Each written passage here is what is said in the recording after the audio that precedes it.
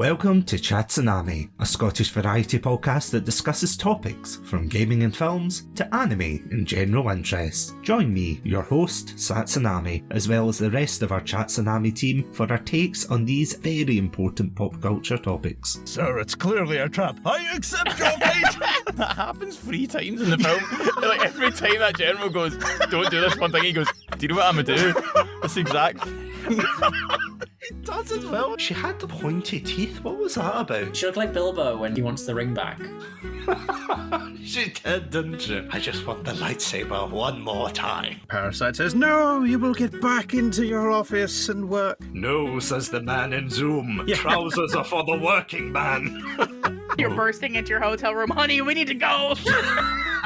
Leave the kids. You can milk an audition. Oh! That's the worst thing you've ever said in any of the episodes. If that sounds like your cup of tea, then you can check us out at our website, chatsunami.com, as well as all good podcast apps. As always, stay safe, stay awesome, and most importantly, stay hydrated. Stay classy and have a banana. This has been Satsunami. I'm sorry.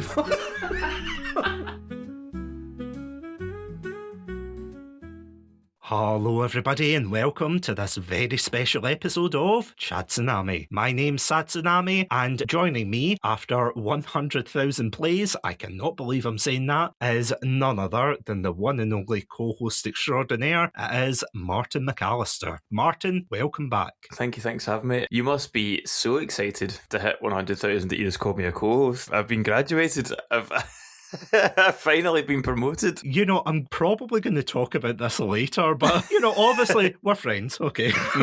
Thanks for clarifying. I'm saying that for legal reasons, so you don't walk out, or like you get a Google Doc up of me after this. Yeah, no, Satsunami, it was terrible. Long hours recording. I think of you more like a colleague nowadays, but... That's why we don't do them in person anymore. That's why I'm not allowed to sit in your car and talk about Godzilla. No, I mean, that was that and the police. Put an end to that. I mean, that is true. But legal troubles aside, that's what the Red Pandalorian is for, of course. How are you doing tonight? I'm doing really good. I am super excited to chat about this. We'll get into it, but, you know, super proud of you and super proud of what you accomplished with hitting 100,000 plays, downloads on the podcast. So I can't wait to chat about it. It's been a wee while since we've done one of these retrospectives. Yeah, because I'm trying to remember the last milestone. I think it must have been 60 or 70,000 maybe. And then we kind of just gave up on them. Like, yeah, it's fine. Because last year, well, I say last year, it was last year, but a couple of months ago, we had the 5-year anniversary special, which was absolutely wild. I travelled to China, for God's sake. I mean, not for that episode. I was going there The anyway. budget has gone unbelievable. That's where it all went. Yeah, if Andrew listens to this episode, just tell him. We've not got a budget. Keep it on the down low. Yeah, it all went to flights anyway. Oh, yeah, clearly.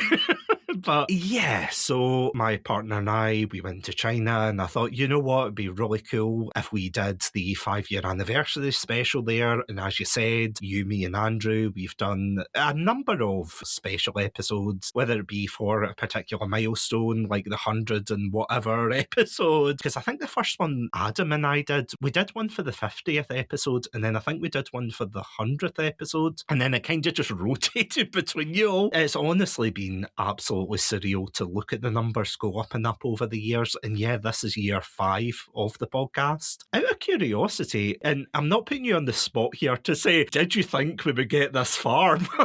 Genuinely, how do you feel after all this time? I think it's amazing. You know, all credit to you, not any credit to me, because I just turn up and talk rubbish and you keep inviting me back. But you're the one that has to, you know, promote it and edit it and brand it and everything that gets done. So did I think we would make it this far? I mean, I was pretty confident I could make it this far because I don't do anything. But as for yourself, man, it's hard to remember. But starting out, it was a very different Satsunami behind the microphone, a very different person, and a very different product you were putting out at the time. So I don't know. I don't think we would get this far at the time, but I didn't really know where it was going to go. If you know what I mean, what it was originally was not what it's ended up being today. No, you're completely right, because usually this might be the moment where I'm like, what? No, I've always been like this on the podcast. If you listen to season 1, by the way, you're completely completely right. It is like a different person. It actually shocks me when I listen back to them because it's like, hello, welcome, I'm Satsunami. Please listen to my podcast. Sorry for taking up too much of your time, but if you wouldn't mind.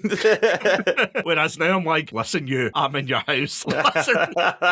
Listen, and you might have a biscuit left by the end of it. But honestly, it has been an absolutely fantastic journey because, I mean, and we will go into depth about it throughout this episode, but I mean, we've done in-person episodes, we've been doing the majority of them on Zencastr and online, of course. There's been a whole host of guests, co-hosts, that kind of thing. When I say co-hosts, there's only been like 3 major ones, to be honest. I mean, it's you, Adam, and Andrew, of course, but yeah, we have cycled through over the years, and it's been absolutely fantastic to see how the podcast is growing, how I think, and I don't want to sound big-headed here, but I think there are genuinely people who have started to notice the podcast a lot more nowadays, as opposed to when it started out and people went, oh, that's a cute red panda, whereas now they go, oh, that's the red panda from Chatsunami. Have you noticed that, out of curiosity? Oh, 100%. I mean, I told you the story, and this was a few months ago now. I don't think I mentioned it at the time on the podcast, but I told you the story of when I did Fan Frontier last time, and one of the people there had mentioned they'd listened to your show. Oh, yeah. In the lead up to the Fan Frontier, they'd been playing it in the office and stuff, and you were like mortified. You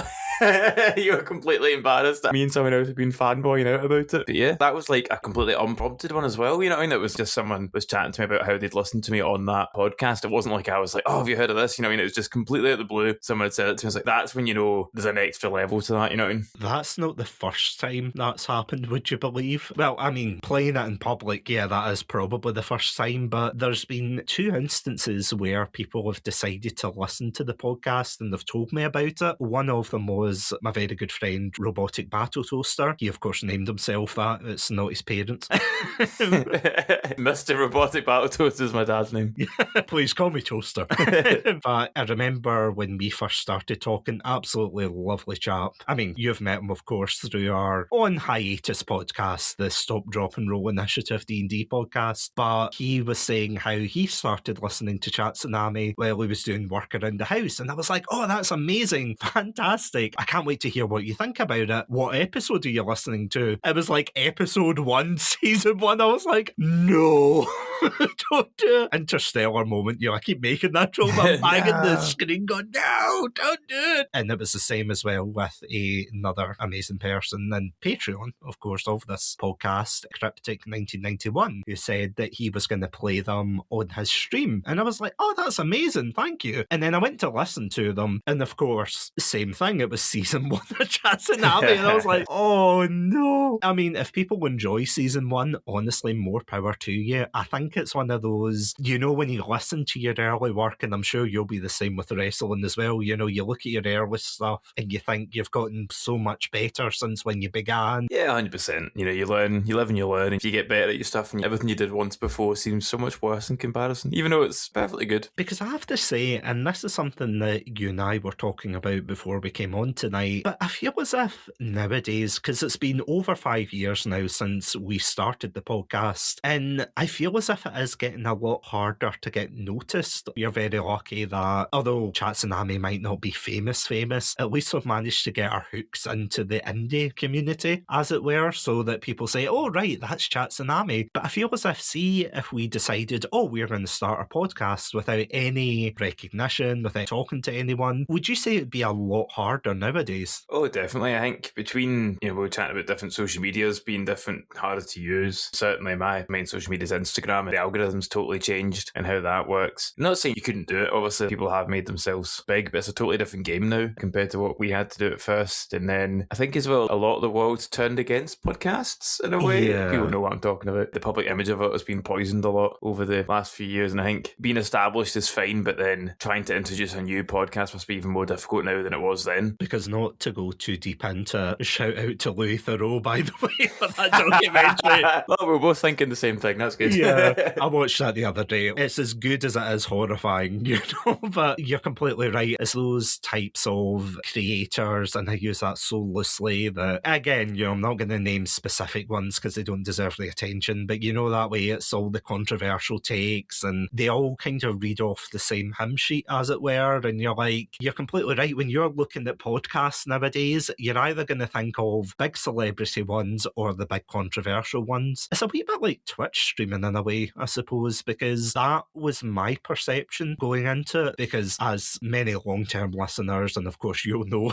very, very well as well, was that when I started the podcast, it was supposed to be a side project from streaming during the 2020 lockdowns, and I thought, yeah, this isn't going anywhere, it'll just be like a side thing, I'm going to grow my brand on Twitch. And then I got a bit disillusioned and I thought, you know what, maybe I should put more effort into the podcast. And I can totally see why the perception of podcasting has been tainted by, well, more prolific figures, isn't it? Yeah, and it's more prolific figures and people doing it badly as well. Prolific people doing it badly, I should say. Yeah, I think that's also tainted a lot of it. It's in this, yeah, you're totally right. It's the same as Twitch. It's the same as any of these kind of things. It's difficult to be a positive influence in these kind of spaces. This is something that I half joke, half vent to you about all the time, where you get certain podcasts that refuse to edit themselves, or they'll say things like, I want to be a raw podcast that I don't filter anything, it's just the real me. And then you listen to it and it's like 5 minutes of static noise, mouth noises. This could have been an email, This podcast could have been an email. It was a phenomenal insult. Well, it's true, though. You just sit there and you're like, what were you trying to achieve here, to be honest? That's the thing, though. It's like with Chatsunami, I'm going to be honest, I did not know what I wanted to do with it, to be honest. And to be fair, technically, I still don't know. But I like to think of it as a casual conversation with friends and other people to talk about interests from, as I always say, this is my elevator pitch. If you like Chatsunami, it's a discussion about topics from gaming and films to anime and general interests. We've got interviews, we've had in-person episodes, we've had so many variations since his inception, haven't we? 100%. There's been so many different versions and so many different themes. So theming, I guess, would not themes as in like themed ones, but themes as in types of episodes and types of recording and different sort of, I don't know what the word I'm looking for, genre? I don't know if that's the correct word. Uh-huh. Yeah, it's been a whole mix of stuff, but I think that's partially what keeps you sane, am I right in saying? Yeah, well, it gives me structure and it keeps me off the streets. A moment, the longevity of you're not stuck in one little pigeonhole. Because, and I've said this before, and it's especially the case with streaming, but I feel as if there's pros and cons to being a variety content creator. Because see, if you have one niche, let's say you discuss platformer video games, and I'm not just saying that because I've got a statue of Sonic in front of me. You want to talk about platformers all the time, or you want to talk about a particular genre of film or a particular niche, then you'll get a lot more people who are in that sphere attracted to your podcast, to your content, that kind of thing. But if you decide, okay, I'm sick of this, I don't want to do this anymore, then people who were your audience initially, they're not going to really, I mean, they might stick around if they like the personality, but they're less likely to stick around, if that makes sense, because that's the reason they came there in the first place, to say, I want to listen to you talk about X or Y. Whereas if you keep it as a variety podcast or channel or streaming thing, you kind of set an expectation, don't you, right off the bat? And it is a lot harder to grow because of that. Yeah, but I think conversely, like you say, longer term, but then you'll see your ceilings a lot higher. That's true. Because that's the thing. A lot of people that I've seen, and this is more content creator gurus and things, they'll turn around and they'll say, oh, you have to have one particular thing to grow and blah, blah, blah. And don't get me wrong, that is good advice for the most part. But on the other hand,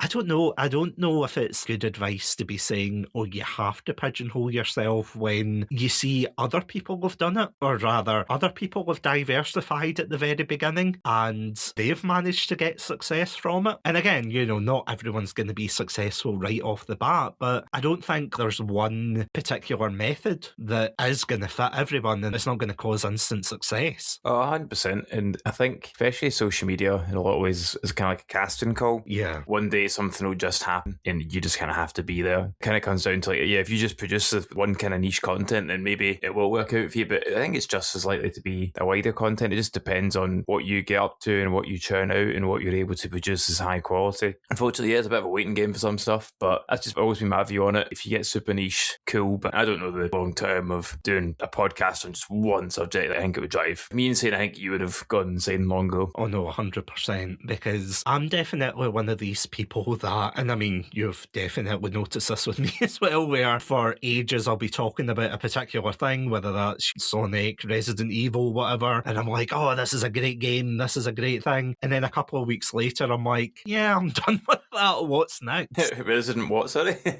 Resident Hill?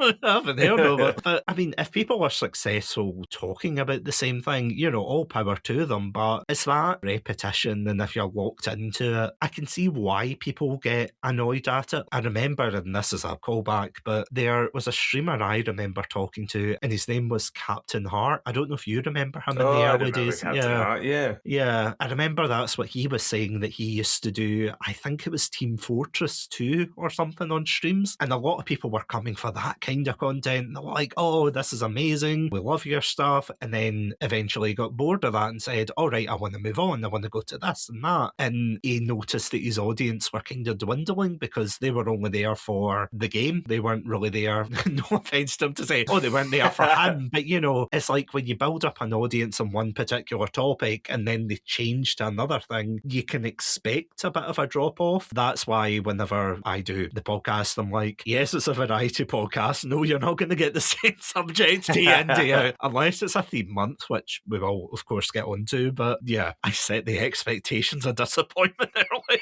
Wow. Oh, self-deprecation. I really should stop that. But actually, before we go on, because we were talking about the best way to celebrate this particular milestone, because I'm going to get mushy here and say that genuinely, without you, without Adam, without Andrew especially as well, and without all the amazing people in the podcast community, I would have never have achieved this milestone. Honestly, I know that sounds like the power of friendship kind of thing, like Yu-Gi-Oh! Month, a couple of months probably, but yeah, it is, honestly. Without you guys, I wouldn't have been here, and I wouldn't have grown like as a person, and I wouldn't have grown with the podcast. And I feel as if it gives, I know it sounds so weird to say, it gives me a bit of consistency and planning, but I mean, it is. This has become part of my daily life now, that I think, right, okay, what's going to be the next episode? What's going to be the one after that? What theme months are we going to do? Because I mean, it is like a part-time job. That structure is why it means so much to you, and it means so much to many people, is that you dedicate that time, you dedicate that part of you to it. To draw a comparison to myself for the wrestling, it does become a part-time and almost a full-time job, like the amount of brain power you dedicate to it. But at the end of the day, it's something you love doing, and I think that rings true both for me at the wrestling, but also you can hear it when you do the podcast. You put a lot of effort into it, you put a lot of pride into it, and I think you can tell that. Before we go on, because we're going to go through each season and yeah, just kind of take a stroll down memory lane, because it is always weird looking back in these old episodes going, oh yeah, we did this and we talked about that. And it got me really thinking about marketing as well and how to promote the podcast, because as we were briefly touching on there, that social media is not as good as it used to be. And to be honest, you don't need us listing the reasons why. You just have to look at it and go, oh yeah, that's why. And I've got a funny story before we go down the nostalgia road, as it were. Before I came on tonight, I decided to visit my parents. I thought, right, okay, I'll pop in and see them. And I didn't realise that I had some mail at the door. Now, I'm going to send you this picture of this leaflet that I got through the door. I want you to tell me what you think this is advertising.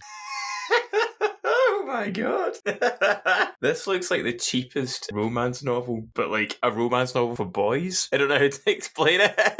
If I wrote a romance novel, this is what I would want to see on the cover. So without giving away, you know, the title and the author, again, you know, I don't want to make fun of him or anything, but yeah, I got a leaflet through my door, and to describe it, it's like a picture of this like AI car on fire, a guy holding, I think what's supposed to be a switchblade, but it looks like a butter knife.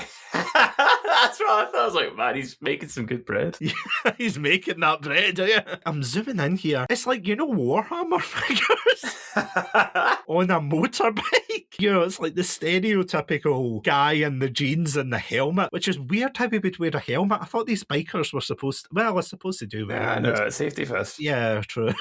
True. The hot babe on the back of the bike, on the other hand, is not safety first. She's not wearing any protective clothing. There's no nudity or anything. No, but it's not far off. she's not dressed for a motorbike ride, that's all I'm saying. And yeah, if you flip it over, there's like a QR code, which I will not be No, hang scanning. on. No, slow down. I need to keep chatting before you move on. Yeah, go on. Behind the car, Uh-huh. there's like patterns in the flames. It looks like a guy on fire. Yeah, I suppose. It doesn't look like anything. You know, it's almost just like an AI jingle. The car looks like it's got I think it's supposed to be a spoiler, but it looks like a pickup truck. Which is what I thought it was when we first opened it. It's either that or his boot isn't welded on.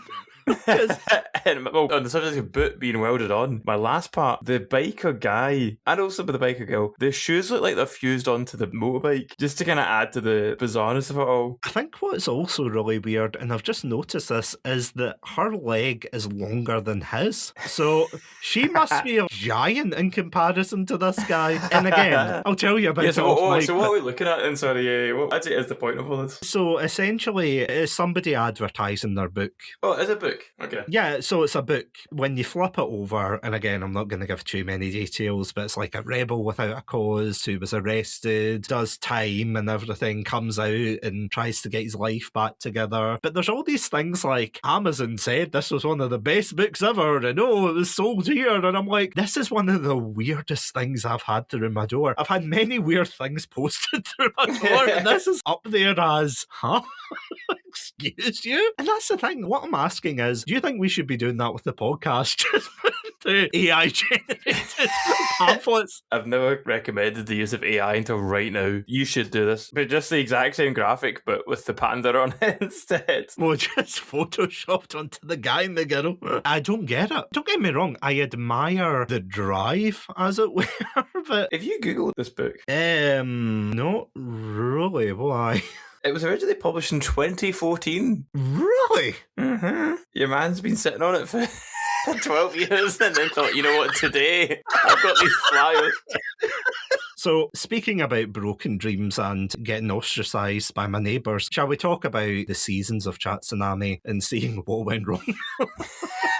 Let's do it. So yeah, let's start with season 1. And as I said before, season 1 was created, in fact, the whole podcast was created as a side project when I was streaming, which also was inspired by you, by the way, because I remember you started streaming, and I don't know whether to say you're a good or a bad influence, but you're like, hey Satsu, come in. I'm an influence. You're an A influence. And I thought, you know what, I'll give it a go. I tried it, I loved it at the time, and yeah, I decided to do the podcast. But the way it worked out before, and correct me if I'm wrong, but I'm sure it was on a Wednesday, and it used to be live streamed. Not every episode, but the majority of season 1 was live streamed every Wednesday. Something like that, yeah. Yeah, of course, you were the very first person to come on for the Dungeons and Dragons experience, which is episode 1. Out of curiosity, do you ever go back and listen to those early episodes, or do you give them a buy? Yeah, I usually give them a buy, especially like see the really early ones. The Twitch era ones I tend to avoid personally, but this was a great one though. I enjoyed doing it at the time, and you know I'm always up for chatting D&D, especially with you. I'll message you every so often. Like I messaged you the other day, being like, "Isn't it crazy?" And I probably just all the same stuff I mentioned in the podcast, but how crazy it was about being kind of a big chapter in our lives. Dungeons and Dragons. It's influenced so much of our 2 lives in a row. It's quite funny, but no, I typically kind of give the Twitch era ones a bit of a wide berth, I'm afraid. What about you? Do you like to go back to these ones? No, not really.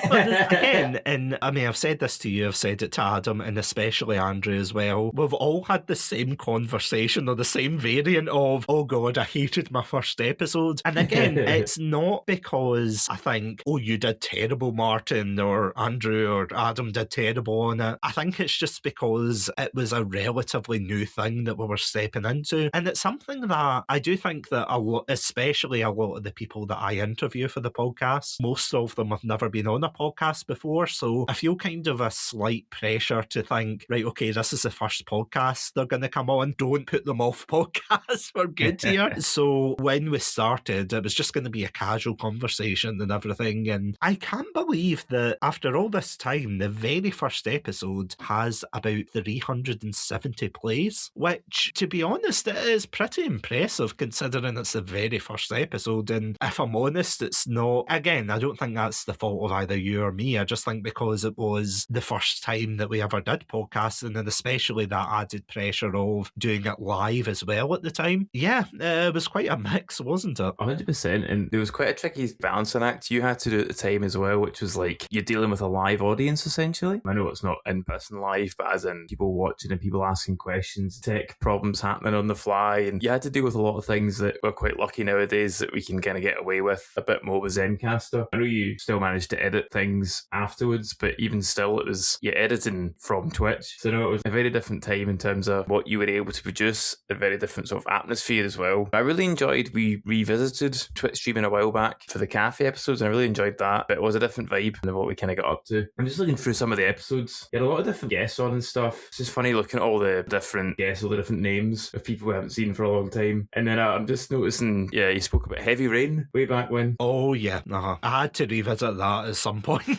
I'd love to have any that you've got as we're looking through sort of season 1 that you're like, oh, I absolutely have to revisit that. You know, I think about it all the time, to be honest. There's so many because, I mean, you and I don't know if it was for the 40k celebration or one-off that we revisited talking about Dungeons and Dragons. It's an episode that we said, oh, we're going to revisit it, we're going to talk about it. And yeah, it was great to go back to a couple of them because you've got the Heavy Rain one, which a month or two ago, back in February, Bad Games Jules and I did the whole Quantic Dream month, and honestly that whole month was a blast, but it was also really nice to go back to Heavy Rain and see if my opinions had changed. Most part, no, they hadn't, but it's quite weird that, see, for the very beginning, that they were all very gaming centric or gaming leaning, because episode 2 immediately jumped into a Halo retrospective, then we had horror games. The horror games one I really want to go back to because I wasn't as experienced with horror games back then with things like Resident Evil, Silent Hill. Would love to go back to that at some point. But then again, it goes to Call of Duty, the childhood games, which, were you on the childhood games one? I think so. I think that was when we kind of just chatted about just all the weirdness that happened in childhood. And yeah, episode 6, would you believe, that was the one where we had our first interview. And I'll always be thankful to Blowfish Man TV because, yeah, I remember asking him at the time thinking, nah, there's no way he'll say yes to this. And he was like, yeah, sure, I'll come on. And it's like, oh, thank God.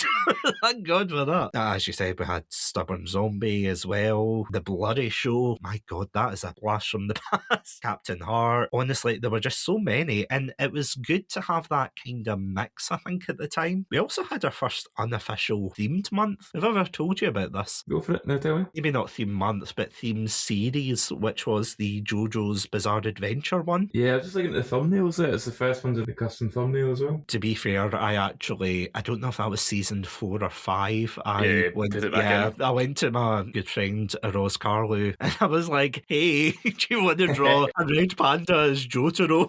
And it's like, yeah, okay. Also, I need a blowfish as a stand. And it was like, yeah, okay, why not? And it's a fantastic cover. But yeah, there was a lot of video game-esque ones. I have to admit, I did like the Deadly Premonition one. I thought that was a really good episode. Comic-Con as well. That was a really fun one to do with you. Same with the bad films. That was one of the first ones that I genuinely thought, okay, this is going to be a good idea as well. And I don't know if you feel about that with certain episodes where, you know, the way when we pitch ideas to one another, it's like, is this going to work? Is it not? And then it eventually becomes a bit of a staple of the series. When Adam and I did the Silent Night, Deadly Night and Bone Alone film, which we'll never get old saying that.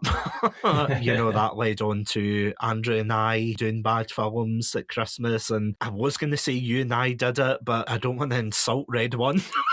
yeah, be careful here. I think we did an episode on video game films around that time as well. You know, I think you're right, because we did nostalgia in video games. I'm sure you were on for that. And what was quite interesting as well was I didn't do the first off-stream episode until, I think, episode 21, which was with Andrew. Now, for anyone who's wondering, it was the the review of the Star Wars Clone Wars series in 2003, and it's split into 2 parts. The reason it's split into 2 parts, you might think, oh, it's because, part 1, part 2, that makes sense. Actually, I think it was probably because we ran out of time for recording it. So we're like, okay, we'll split it into part 1, we'll do part 2 another week, and then we did that. And I think Andrew's mentioned it in the podcast as well, that he couldn't participate at the time on the live episode, so we kind of just had to arrange random episodes for him to come on off stream. We've got the Pokemania one as well. That was fantastic. Yeah, it was a great time. There's a lot of good Pokemon ones on here. I'm just looking back at that because we did like Pokemania one. Sure, we did Pokemon films as well at some point. We did a lot of really good Pokemon ones. Maybe just not then. That's on me. I got mixed up when they were. But yeah, we chat a lot of Pokemon. Because there's nearly 300 episodes of the podcast. And I have to say, it blurs in my mind as well when I'm like,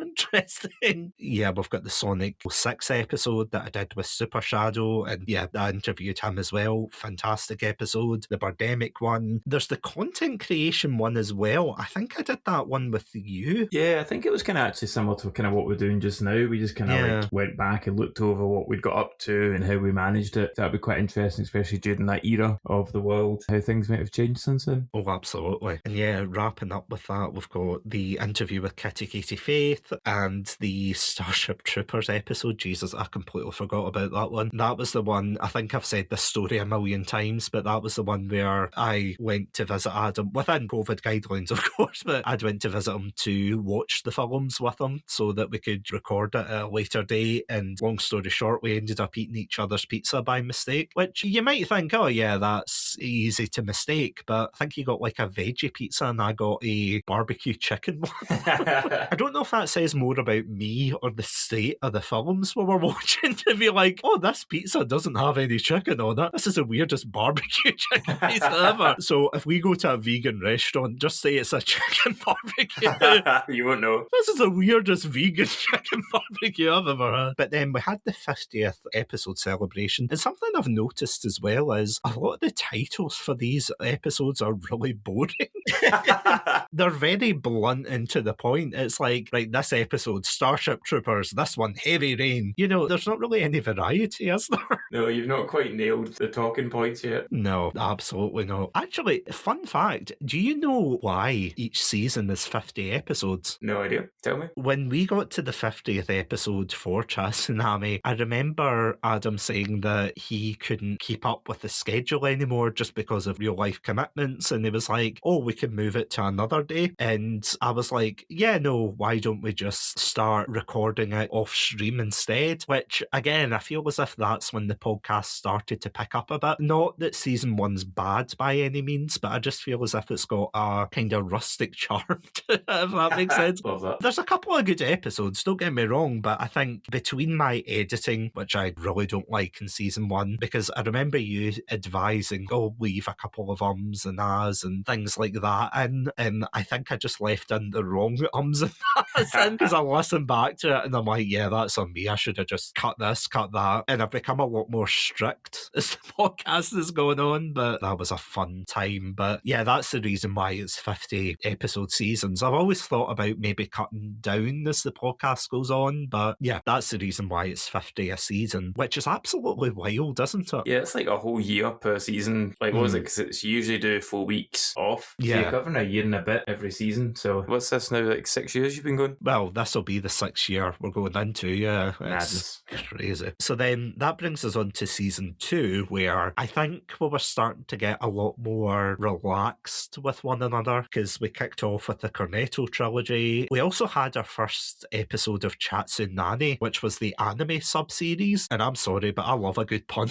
We also had the Chatsu Shorts episodes as well, because you did one, didn't you? It's been something that kind of got brought on, and yeah, it made a lot more sense once she went on to recording it remotely as well, that we could just, fire in a couple at once. So I think that's typically what we ended up doing, is we'd record back to back to back, and do like 2 long episodes and a short one. I think the idea, and this is so ambitious of me, that I wanted to do was have one mini episode a week and then have one big episode a week. Yeah. But between the work that had to be put into it and everything, because I'm one of these people that I have tried to ad-lib episodes myself, and it doesn't work. If I don't have anyone to bounce off of, I'll just repeat myself and everything, and it's not good listening listening, to be honest. And between that and having to heavily edit it, you think you might as well write a script for it, especially with the episode last week where I talked about Resident Evil Requiem, and that ended up being 11,000 words because I had so much to write. But yeah, we had your episode, the episode with Blowfishman TV. Are there any ones that are catching your eye? I was going to say, we had the first official month of content. Oh, of course, yeah, which was Halo. Yeah, that was an interesting month, I have to say, and that was one that I was quite nervous about, because I think nowadays I'm just like, yeah, sure, let's do a theme month about whatever, but it was the first time that we had done anything like that, and I've seen other creators do similar things. They'll say, oh, let's do a theme month of, I don't know, Marvel or DC or Yu-Gi-Oh! I'm manifesting it. Things like that. But yeah, it was an interesting month to do. Funny enough, I think that month got broken up by 1 week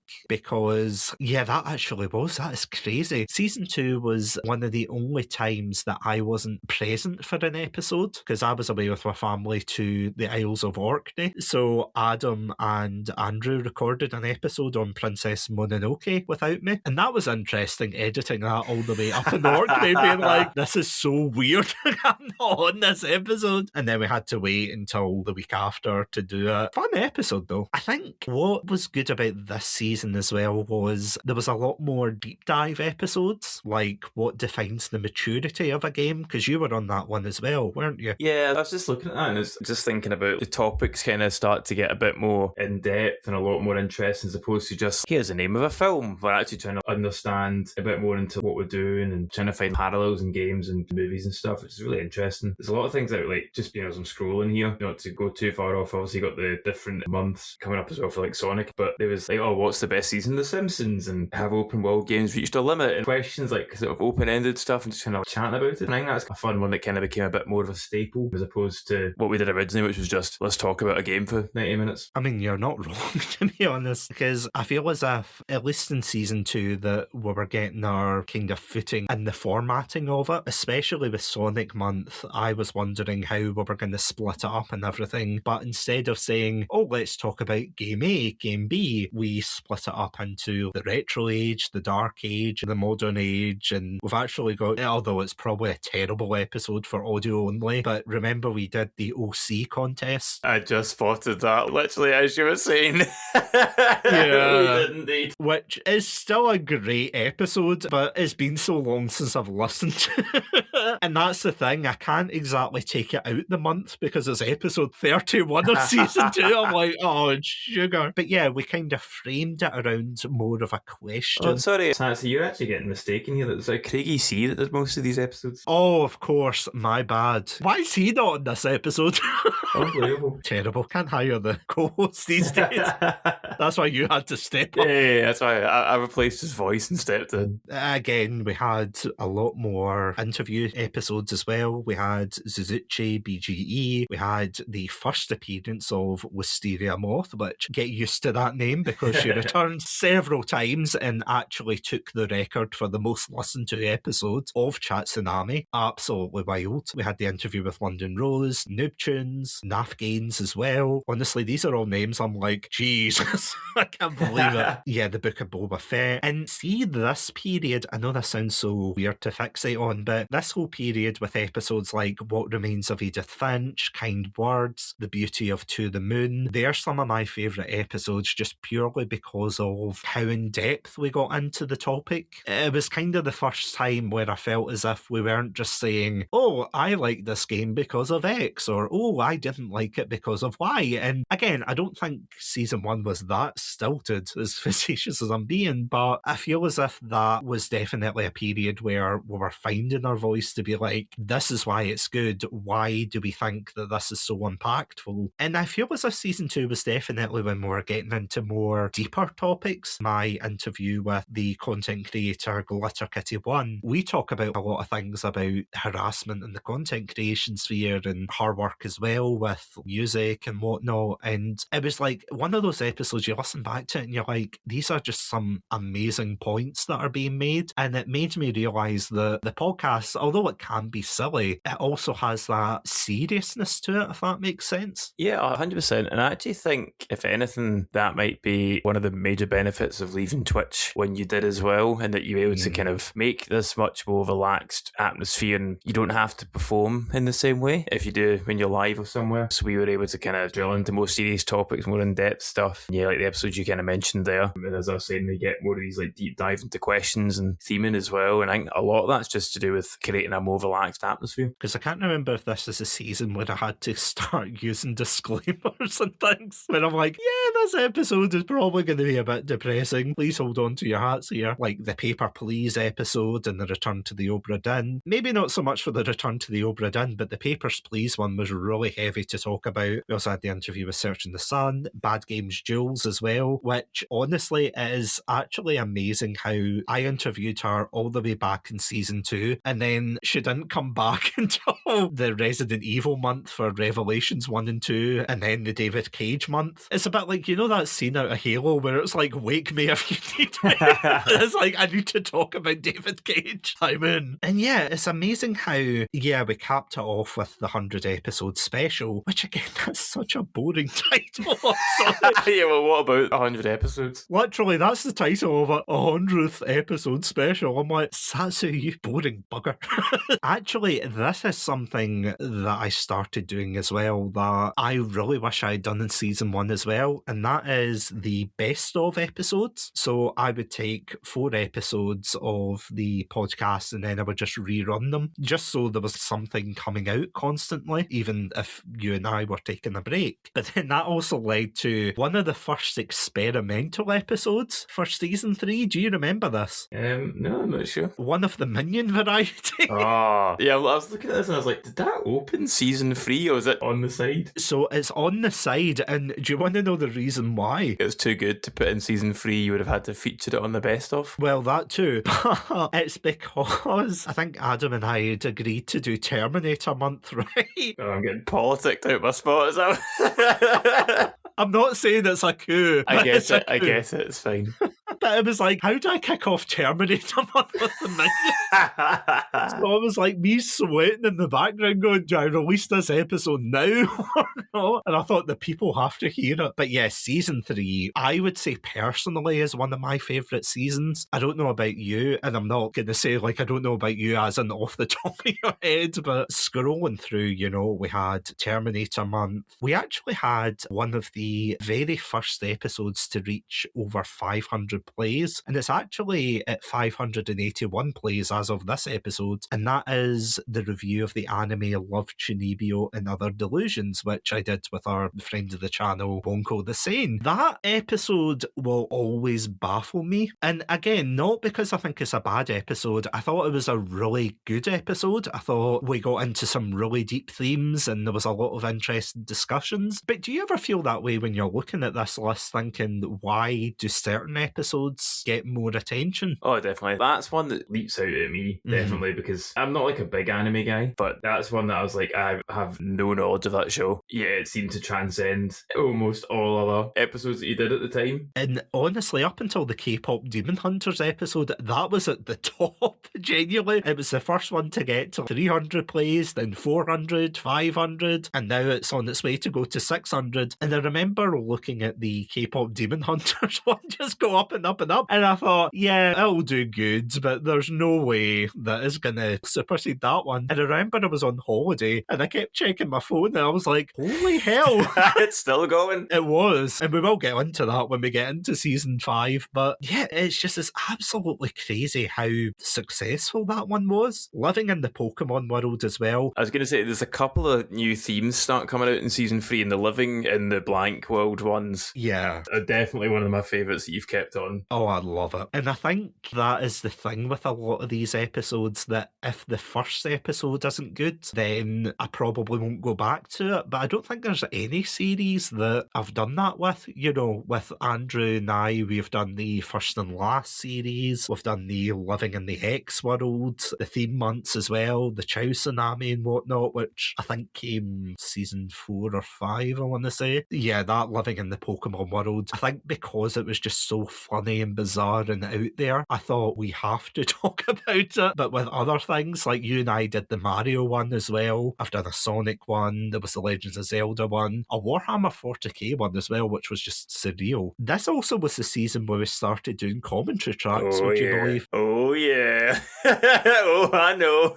Honestly, like I said, I'm just looking for each season as we go, and that was the one that stood out to me as, Godzilla vs. King Ghidorah is probably my favourite episode we've ever done, personally, just because it was so funny to do, and I want to say one of the first ones we did in person as well. Yes, I think so. No, the Minions one was the first one we did in person. Maybe we did it in the same day? I can't remember. I feel like it all happened pretty close anyway. And yeah, that was one of my favourite episodes, doing it in person, just hanging out, being weird, and trying not to wet our pants over this bizarre and one of my favourite films ever. And to share that experience with you and with everyone else that listened was, such a great time. Because I don't know how well it would have worked if we were just doing it over Zencastr or whatever, but I do remember vividly just losing my mind when it's that scene. And for anyone who hasn't seen it, I'm not going to describe it, go watch it. But all I'll say is there's a plot line where they bring back a monster to kill another monster. I can't go through this again. So they bring a monster from the past to the future to kill Godzilla.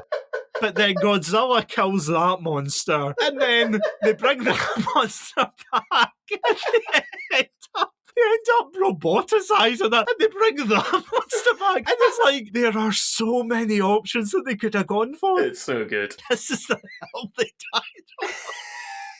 Honestly, if you want to see the visual representation of it, definitely either check it out, the full thing on patreon.com/Chatsunami, or go look at it on our YouTube page at Chatsunami, where we've got the best of compilation. I will watch that compilation every so often because I'm like, this is one of the funniest things I think we've ever done. Yeah. It's just, I think when we lose it at a topic, that's the mark of a good episode, to be quite frank. After that really silly episode, it's like, let's talk about Perfect Blue.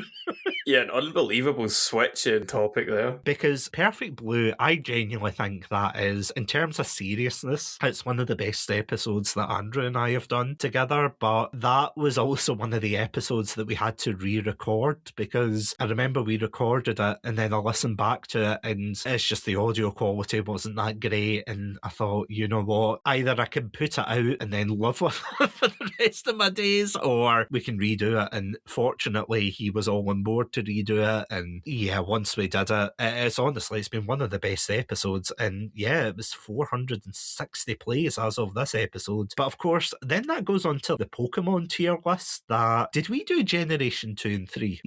I think we decided to skip one because it'd be too controversial, but we should probably revisit that one day. I just don't think we'd be able to reach an agreement between us. Snorlax S tier.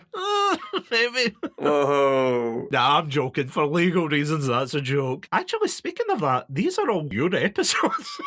I had a lot of creative input at this time. Do you know, I think this is why this is one of my favourite periods of the podcast, because this is where you turned around and you were like, I've got an idea. I'm like, I've got 20 ideas. We're going to burn through them all in one season. It's like, you know that scene out of South Park when it's Netflix and they answer the phone and they go, Netflix, your project has been greenlit.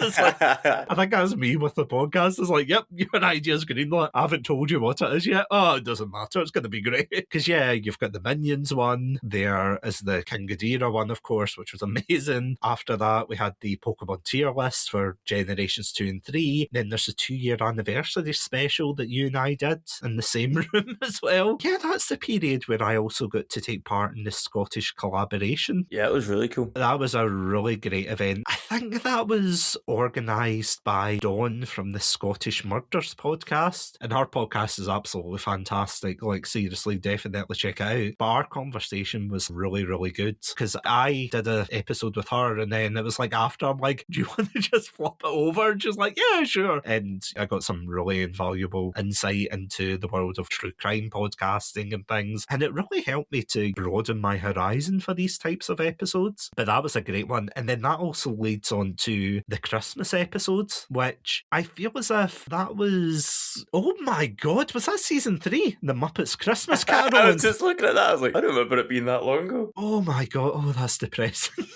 That's got over 400 plays, by the way, which I remember when it reached 400 plays, and I was like, it's not Christmas. I can't say, oh, do you want to listen to it in June? Like, no. Then there was Living in the Legends of Zelda world, and then season 3, I can't believe it was this late. So season 3 was when I started a tradition where I would, well, actually, I don't know if that is the same. Actually, no, maybe it's not. Maybe it was the season after. But every Christmas, I like to do a, on behalf of Chatsunami, I wish everyone a Merry Christmas, etc., etc. But then the season after, I started getting more people involved. So it was like a kind of more community thing. But we'll definitely get onto that, of course. We've got Spider-Man month with Andrew and I, and then it was like, hey, Martin, do you want to talk about Japanese Spider-Man? I was going to say, there's only one man for the job when it comes to that. Honestly, there's so many episodes here that, and feel free to shout out and stop me if you see one in particular, but we've got the What Does It Mean to Be a Sonic Fan, which I did with the Hysteria Moth, and with Super Shadow 271, I did the Sonic Frontiers review, and already the Sonic Frontiers review has such a better title.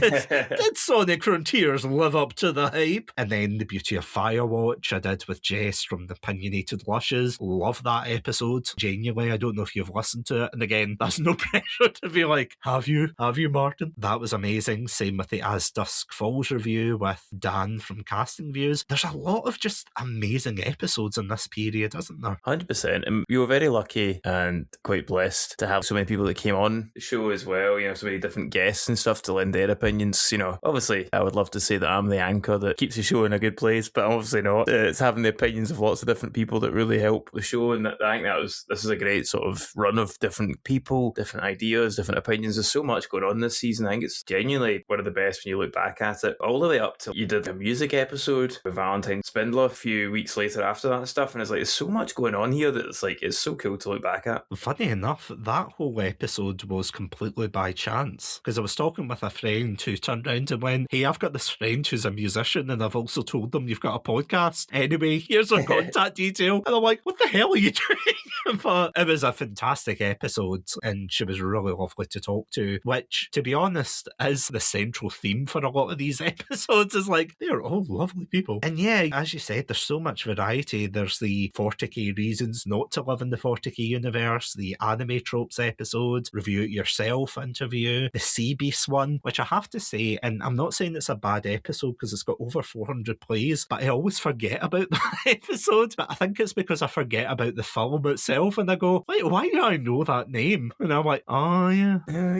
And yeah, episode 30 of that season, our D&D journey, which we revisited, and it only took us, what... over 100 episodes later. We got there. How do you feel about that? See, going back to old episodes and then revisiting them to update them. Are you a fan of that, would you say? Yeah, I think so. I think especially with gained experience. So as an example, I probably wouldn't revisit like just generic D&D one again, or a specific film. But kind of what you're saying about the horror genre one, in any kind of first and last, where there's been more episodes, like things where we've kind of had the chance ourselves to experience more, but also things where the series or the genre's updated. I think that would be quite a fun look. Certainly my view on things like Star Wars and MCU, or like totally different in 2026 than they were in 2020. So, that kind of stuff would be quite interesting. And certainly a lot, just an example, you've got the DreamWorks retrospective, episode 33 there. That's pre-Puss in Boots, The Last Wish, I think, which is the greatest film ever made. Things like that as well. It changes the scope, especially with things like episode after that. It's actually quite handy here. What does it mean to be a Legend of Zelda fan in 2023? Like, that'll be a totally different episode now in 2026 than it was then. There's a whole new console come out since. Oh no, absolutely. Because I don't know if that was before Tears of the Kingdom. I hope I'm getting that name right, otherwise Andrew's going to beat me up. But yeah, I think you're right, because I mean, we did have a Breath of the Wild review and what it means to be a Legend of Zelda fan, because I think at the time there was the build up to Tears of the Kingdom coming out. But you are right, there's a lot of these episodes that you do see and you think, how differently is your opinion going to change change on them, because, I mean, even with the one that we did, what makes a good action film, I don't know if we could add much more, because I feel as if our opinions are relatively the same. Hobbs and Shaw, your favourite film. The Raid, cinematic masterpiece. Yep. There's not much to add there, but you're completely right with the DreamWorks one and the Pixar tier list. A critique of Sword Art Online I'm not revisiting because it was already a good episode. And then, of course, we've got Simpsons Month. What I love about Simpsons Month is you've inserted yourself like the inanimate nod to both of them. Oh yeah, the first 2 episodes, and again, this is one of my favourite months, where it's like we talked about the rise and the fall with the Simpsons, and funny enough, the downfall with the Simpsons, you probably see it on your screen, it is not significant. In fact, no, it's over 30 plays, so yeah, it's significantly more popular than what made the Simpsons so good. And it's a crazy thing, because were we not talking about that at the time, that it was like a YouTuber that found that out, that people react more positively, ironically enough, to negative content rather than positive ones? Yeah, actually, we look behind the scenes, and not to take too much credit here, but originally, the Simpsons Month, you were actually going to join the Rise and Fall as one episode. Oh, of course. And I said, yeah. actually, you should split these 2 up, because I think you'll get more traction. And it makes more sense to me personally, like in a story sense, but I think you'll get more traction with a fall episode than you would with a Rise and Fall. Obviously, we'll never know, but you went with that layout, and it seemed to work pretty well. No, it was definitely the right choice for sure, so thank you for that. Because then after that, we did the Simpsons movie, and then your alter ego came in, and then we had the Nintendo Direct, and then back to the character study of Groundskeeper Willie, which that was a weird one, because that was a fan voted one, and I think I put him in as a joke character, and then as soon as people voted for him, I was like, oh, sugar, we can have That's to me talk done about now. Yeah, but that was actually really interesting. And then our first interview with you talking about your wrestling career and all of that, which was actually really cool. Was that not after you'd wrestled for a match or something? I think I might have won the belt on that one. Was that the one? Yeah. I think it might be. Because we've done 2 about wrestling, that's the thing. I'm like, was that the one or was it another one? I think it might have been that one, because I think it might have been after I just won the Iron Goddess belt. I think you was the one that you came to see me at as well, your first show. So I think it might have been that one. Yeah, because I've still got your old picture on the thumbnail. I don't have an updated one, and I'm not going to scroll through your pictures to be like... No, just keep it like that one. Keep it like that one. Yeah. Yeah, of course, we've got more streamer spotlights. In fact, there was a row of them, actually. We had Robotic Battle Toaster on, we had the Bring Your Own Popcorn podcast, we had the Fantastic Myth Monsters on, and also Mama D from Petals of Support as well. Do you see that? There was just like a long line of guests. Yeah, and I think that's cool, and I think that's kind of what I was going back to saying earlier. It was a great time to get lots of different people in, and I think certainly at this time, this is when, in the real world, everything had really opened back up post-COVID. You kind of left with a lot of the cream of the crop when it comes to podcasters and Twitch viewers who's left kind of thing. Is this when you'd made Podpack? Is this around this time as well? No, that was actually the year after. For anyone who doesn't know what the Podpack is, it was like a kind of small indie group that I started with some very fantastic podcasters like the Game Club Pod, Gaming Views, Seismic Cinema, and the Howdy Beans podcast as well. Absolutely fantastic podcasts, but it was kind of a way for me to insert a kind of positive community within, because I felt as if at that time as well, as you said, there was a lot of people leaving. So a lot of people who were kind of eager about podcasting were drifting away. And some of the ones that were still there, obviously not naming names, but there was a lot of kind of negativity at times where people were moaning about stats or the state of the community. And yeah, actually, I'm really surprised it was the year after for that, because we also had the travel episode as well, which, would you believe that's technically the first Chatsunami episode? I was thinking that, do you know, I was looking at the episode and I was thinking, it's funny we've never really done another travel episode, but we actually have. We've just kind of like rebranded it and taken it in elsewhere. I'll need to update the cover art, because technically it is in that category of Chatsunami, but it's like the unofficial first episode. So just in case anyone's wondering, Chatsunami's a sub-series all about food and travel, because there's no way I'm making 2 sub-series per thing. But the travel episode is so damn funny. And again, you know, that's one we could definitely return to. And actually, that also brings us on to the first, not in person, because obviously we did the Minions one, but this was the first one where we recorded ourselves at Comic-Con, wasn't it? Yeah, the first, it was Acme Comic-Con at the time. That was a big step, I think, for you. I think it was like a very big change. We went around the Comic-Con in person and we recorded stuff and we had a bit of fun and we filmed out there, and it was a really good time and it was fun to turn that into an episode. That's one of my favourites in terms of the making of. I really, really enjoyed that, and it was, like I said, it was really cool to see you stepping into that zone as well. It was terrifying, but at the same time, no, it was good to push ourselves out of that comfort zone rather than sitting around being like, this movie's good or this movie's bad. You know, it was great to be able to go there. And again, this was before the days of being officially a content creator for these types of cons, where it was just like, yeah, let's do it ourselves and, you know, do it in the respectful way. Obviously, we weren't just running up to people being like, talk to the podcast. So that was really cool. And that actually leads us on to our very first fan requested episode, which was, of course, the Mortal Kombat film of 1995 that you and I, of course, did. Yeah, I really need to get more fan requested episodes. I don't know how you feel about that. Yeah, I really enjoyed making that episode. I did feel bad because we did kind of slate the film a wee bit. That, and we put it off for the longest time. It's a real shame because obviously it was a fan request and it was excited for them, and I had a lot of fun watching it and laughing about it and stuff. Yeah. But I don't think we praised the film. I think we slated the film. And funny enough, I'm just looking at the cover art because it's before I started just using one character, but that was the first time I had the avatars for the quote-unquote fans of Chatsunami. Is it not just Chatsunami? Yeah, Chatsunami. So the female one's Nami and the other one is Chatsu, yeah. I haven't used them for a while, but if I do get back into fan episodes, yeah, they're getting taken out of the box again. It's like, good news. Then, of course, we've got the importance of podcasting, talking to Dan from Casting Views, Rena Friedman-Watts as well. And again, all of these kind of retrospective episodes, what makes a good horror film. I think that was Zelphia Moth I did that with. A great episode in the 20 years later for a Call of Duty retrospective. Yeah, then we got to the Lord of the Rings month, which I have to say, I listened back to our episode for that a while back, and it is such a good episode. It was Return of the King, wasn't it? The animated one that we reviewed. Oh, what a time. What a time. I actually listened to that one recently because I was just thinking of just all the one-liners in it and just all the stupid stuff in it. I'm glad that your idea for that month was to not just do Fellowship, 2000's Return of the King back to back as the actual Peter Jackson films. Like, we got to kind of muck about and do a whole bunch of things, and yeah, that's one of my favourites, that we watched that and we reviewed it because it's a nonsense. But I've still got that song stuck in my... Well, two songs.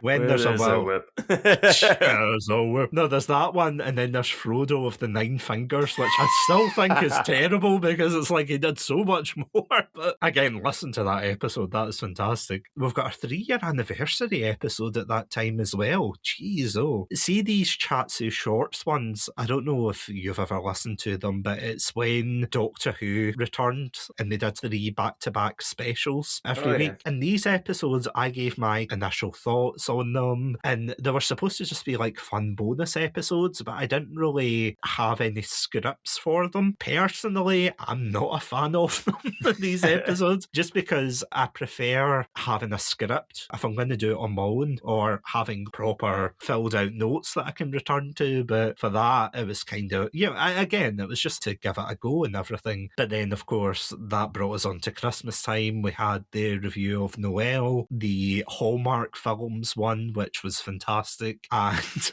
our very first Sitting in a Car in Glasgow episode. The sub-series that never was. We've done it twice, come on. No, it just hasn't, like, we've never named it the sub-series where we sit in a car. I think it's literally called First Impressions. Oh, that's what it means when we sit in our car and review stuff. Pretty much.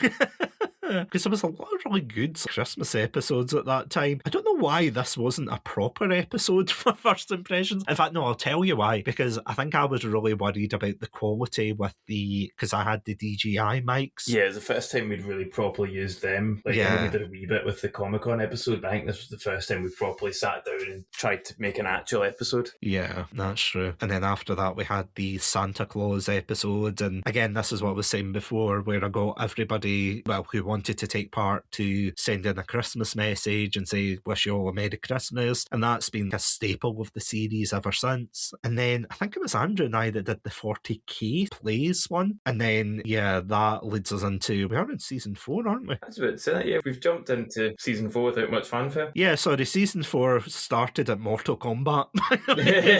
Just in case, I was like, wait, we did briefly mention it, but yeah. Yeah. Just in case someone's like, wait, what season are we on? And again, I think between season 3 and 4, they're definitely my favourites because we've got a lot of episodes here that are just banger after banger. We've got the Pokemon Generations one. In fact, did do a Generation 1 tier list. So it must have been with Andrew, yeah. It wasn't me. It was I'm so sorry.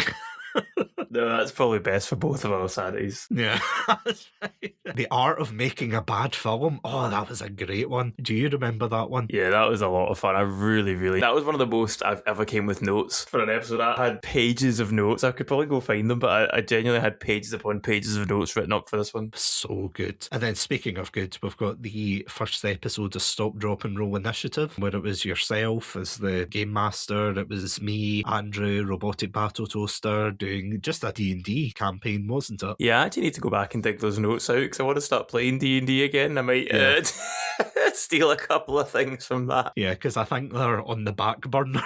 Yeah. But then that leads us on to, again, you're going to hear this a lot, that I say, oh, it's one of my favourite theme months, but Pokemon month, brilliant. Yes. Like, one of my favourites. We talked about, and again, this is amazing as well, because it's something you said there, that it wasn't just like, oh, let's review this game, let's review that game. Instead, we really, in the words of Barney Gumbo, we took it to strange new places. And it wasn't number 8, trust me, but we talked about Pokemon rumours, we talked about the media beyond the games, we talked about in fact, we did another commentary track for Pokemon the first film. That was a brilliant one as well. I love the commentary track ones, man. I'm so biased, but I love those ones. Oh, they're just so good though. Genuinely, I feel as if we have to do more at some point. We did a review as well of Pokemon the first movie, and then the trivia quiz, which I feel as if the trivia quiz kind of died out when we got to Mass Effect month, I want to say. That was kind of like an easy episode that I always added at the end of theme months, where I went, right, okay, we've got topic ABC. Okay, for the last episode, instead of thinking of a brand new topic, let's just do a quiz. For better or for worse, to be honest. What I'm asking is, do you miss them, Martin? I did enjoy them, but I always got rinsed at them. I was terrible at them. So, you know what? I'm glad they're gone. Between you and I don't think Andrew is sad. I think he's very happy. I do want to quickly highlight, you've just kind of skipped it as we went past it, Oh, yeah. but you also did the episode about cassette beasts amongst all this. And I like this one because you ended up getting a bit of hype with the developers as well. Like, they kind of reshared your stuff and you kind of chatted back and forth. And I thought that was really cool that they took the time to reach out. Yeah, nice bunch. I always love that. See, when I talk to game developers, when I'm reviewing a game or something and they retweet it, the hype is real. I'm like, oh my god, they noticed me. Because that was the same with, I did an episode on Ova Magica, and I feel so bad for that one because the person who gave me the code, the developers called, I think, Claudia the Dev on Twitter and all the socials, and she gave me a copy of it and was like, oh, you can review it, blah, blah, blah. And because it's one of these, you collect blobs to battle, but then it's also like a farm sim game. So I was like, right, okay, I'm going to have to sink hundreds of hours into this. So I put it to the side, and just because of real life and work and whatnot, I had to keep delaying it. And then eventually I got round to it. And you know that way when you get into a game and it just hooks you? There's that moment where you're like, oh my god, this is amazing. And I felt so bad, but honestly, she was so lovely to be like, oh no, thank you for reviewing my game. Because I think when I released that episode, she didn't interact with it at all. And I'm like, that's it. I have peeved off this person. She's not going to talk to me anymore. But then she had some very nice words to say about it. I was like, you know what? Thank God. We had the importance of video game collecting. That was a really interesting one. That was with Super Shadow 271. We talked about physical versus digital I really enjoyed that one. I remember that one now. That was a good one. We got another fan request one, Across the Spider-Verse. And one of my other favourite episodes of all time, like in the top tier, next to our King Ghidorah one, next to the Living in the Pokemon World, the Perfect Blues. I just love the title. I don't know why I called it. Well, I do kind of. It's just called Soggy Toast and and eggs galore, living in the Sonic world. Phenomenal. There's just so many moments in that. I don't know if it's between the fact I do a terrible impression of Dr. Eggman during that, and it's like, what would happen if, you lived in the Sonic world? Is Sonic essentially the Mothman that you see him and you think something bad is going to happen here? It's like you see the dead fish in Godzilla, you're like, oh no. So that was amazing. Again, I got Wisteria Moth back on the week after to talk about My Happy Marriage, which was, it was still a funny episode, but it wasn't as funny as the Sonic one. No, it's a different tone. And then, of course, I got you back on for Breaking the Streak, where you won your belt. So it must have been that episode then. Must have been. But then that was only a year ago, so I'm not sure anymore. I'll have to go back and listen to them and take a wee gander. Oh, and sorry, there's one episode with Marie who she's kind of put this podcast on hiatus now, and she's in the We Needed Roads podcast, but she used to do a podcast called Two Girls, One Reusable Cup, which I have to say, despite the kind of funny name, that was a really interesting episode about things like environmentalism and the work that they did to bring awareness to that topic. Yeah. But I love how there's that, again, this is Chatsunami in a nutshell. You've got that, and then right beside it is Colorado conspiracies. Wait, what is it? Colorado conspiracies and Digiproblems, Best of Digimon, the movie commentary track. Yes. That's a brilliant one. That is one that I just cackle at it. It's beautiful. 10 out of 10, no notes. The Significance of Dragon Ball, that one I think was a bit bittersweet because I think that was around the same time that Akira Toriyama. I was going to say, I seem to remember it was really close. Yeah, I think that was like a week or two after. And that's the thing, unless it's something that we can get easy access to, and say, okay, we're going to review this film, game, etc. I feel as if it's a bit of a mix whether or not you're going to get more interest in an episode, if that makes sense. But for that one especially, I felt as if, considering you and I are big fans of Dragon Ball Z, and so is Andrew and I, because I think it was Andrew and I that did the episode at the time, and it was honestly such an important episode to do. But again, that was more serious and everything, and then the next episode was talking about the year of Shadow the Hedgehog, which it wasn't overly funny, but again, it was a bit more light-hearted. Then talking to Caroline from the Beyond 6 Seconds podcast, which again, fantastic podcast. Then Simpsons Hit and Run episode. Oh god, I do remember that one. That was with Super Shadow 271. Another one that's really weird, and I don't know if you've got the analytics up here, the Knuckles show. Yeah, just looking at that, it's done really good numbers comparatively for an 11-minute episode. I don't know why, because I really did not like this show, so I was like, I had to talk about it because, love Sonic, etc. But I thought, right, okay, I've done it, I'll put it out. But it's really weird because if you look at the other two Chatsu shorts that I put out, I did one about Fallout, which 174 plays, Helldivers 2, 176 plays, Chatsu shorts Knuckles, 248 plays. I don't know why that popped off as much as it did, but yeah, there must have been a lot of really interested people, I guess. Power of Sonic. Exactly. Faster than Sonic, if you will. Oh, if you will. But then, of course, we had Star Wars month, which was a lot of fun to do. I'm actually surprised we haven't done more Star Wars episodes before that. Because, technically we did. There was the Bad Batch episode and... Did a Clone Wars way back in season 1 as well. Yeah. And that was it. It's funny, yeah, we've not really done much. Especially like the games and stuff. Well, no, we did. And I think Andrew nearly got chased out with pitchforks because we talked about the Star Wars Battlefront series. Oh. Now, I love them. I've got such a nostalgia for them. Andrew did not. This was the first time he was playing them, so his experience was a little bit sullied by it all. And it's so interesting because on the one hand, it could have been like a 2-hour episode of us going, oh, this is amazing, I love this, I love that. But it was great to have his point of view from someone who hasn't grown up with the game or hasn't really played it very much. And again, it's a great thing to see that different perspective. And again, getting to the end of season 4, we've got Verity Sagan with I can't remember what she's rebranded it to, but it was formerly the Lazy Girl's Guide to Podcasting, but she's rebranded it since. There was Novabrush, the VTuber, and would you believe, my very first full-length solo episode coming in at 41 minutes, and that was for Spec Ops The Line. Fun fact, that was supposed to actually start as a video, but I lost interest halfway through, and I went, you know what, screw it, it's going to be an episode, because I was really running behind with it, and I thought, you know what, put it in as a buffer episode, but I feel as if it was quite good, you know, that way, just to have one episode to... Yeah, 100%. Yeah, and again, I don't mean this in like a horrible way, that if you're not able to come on, or Andrew, Adam, or anybody else says, no, Satsu, we don't like you anymore. No, all joking aside, at least I know that it's something I can do, whereas it was something that before that point, I was a bit kind of nervous, if that makes sense. Yeah, 100%. It's a totally different thing. Like you were saying, not having someone to bounce off of, but to go for 40 minutes is pretty impressive. I mean, you should have seen the Raw record, because for the Resident Evil Requiem one, I spoke for over 2 hours, but it's definitely been cut down way further since, and I think that's partly due to the fact that I keep repeating myself, but I don't want to stop and start, so I just keep going. I just keep repeating the same thing, and I'm like, oh god, I'm going to have to edit that so much. There's the Howl's Moving Castle, again, another fan request. Really need to get back into that. And one of my favourite reviews of all time / episodes, the World of Food reviews that we did. Yeah, that was a lot of fun. We ended up just chatting kind of nonsense for a lot of it as well, and yeah, it was a bit nostalgic for the two of us. I think we'd kind of revisited a bunch of stuff we did together and just kind of chatted nonsense. I really enjoyed that episode. It was a lot of fun. That is definitely one of my favourites by far.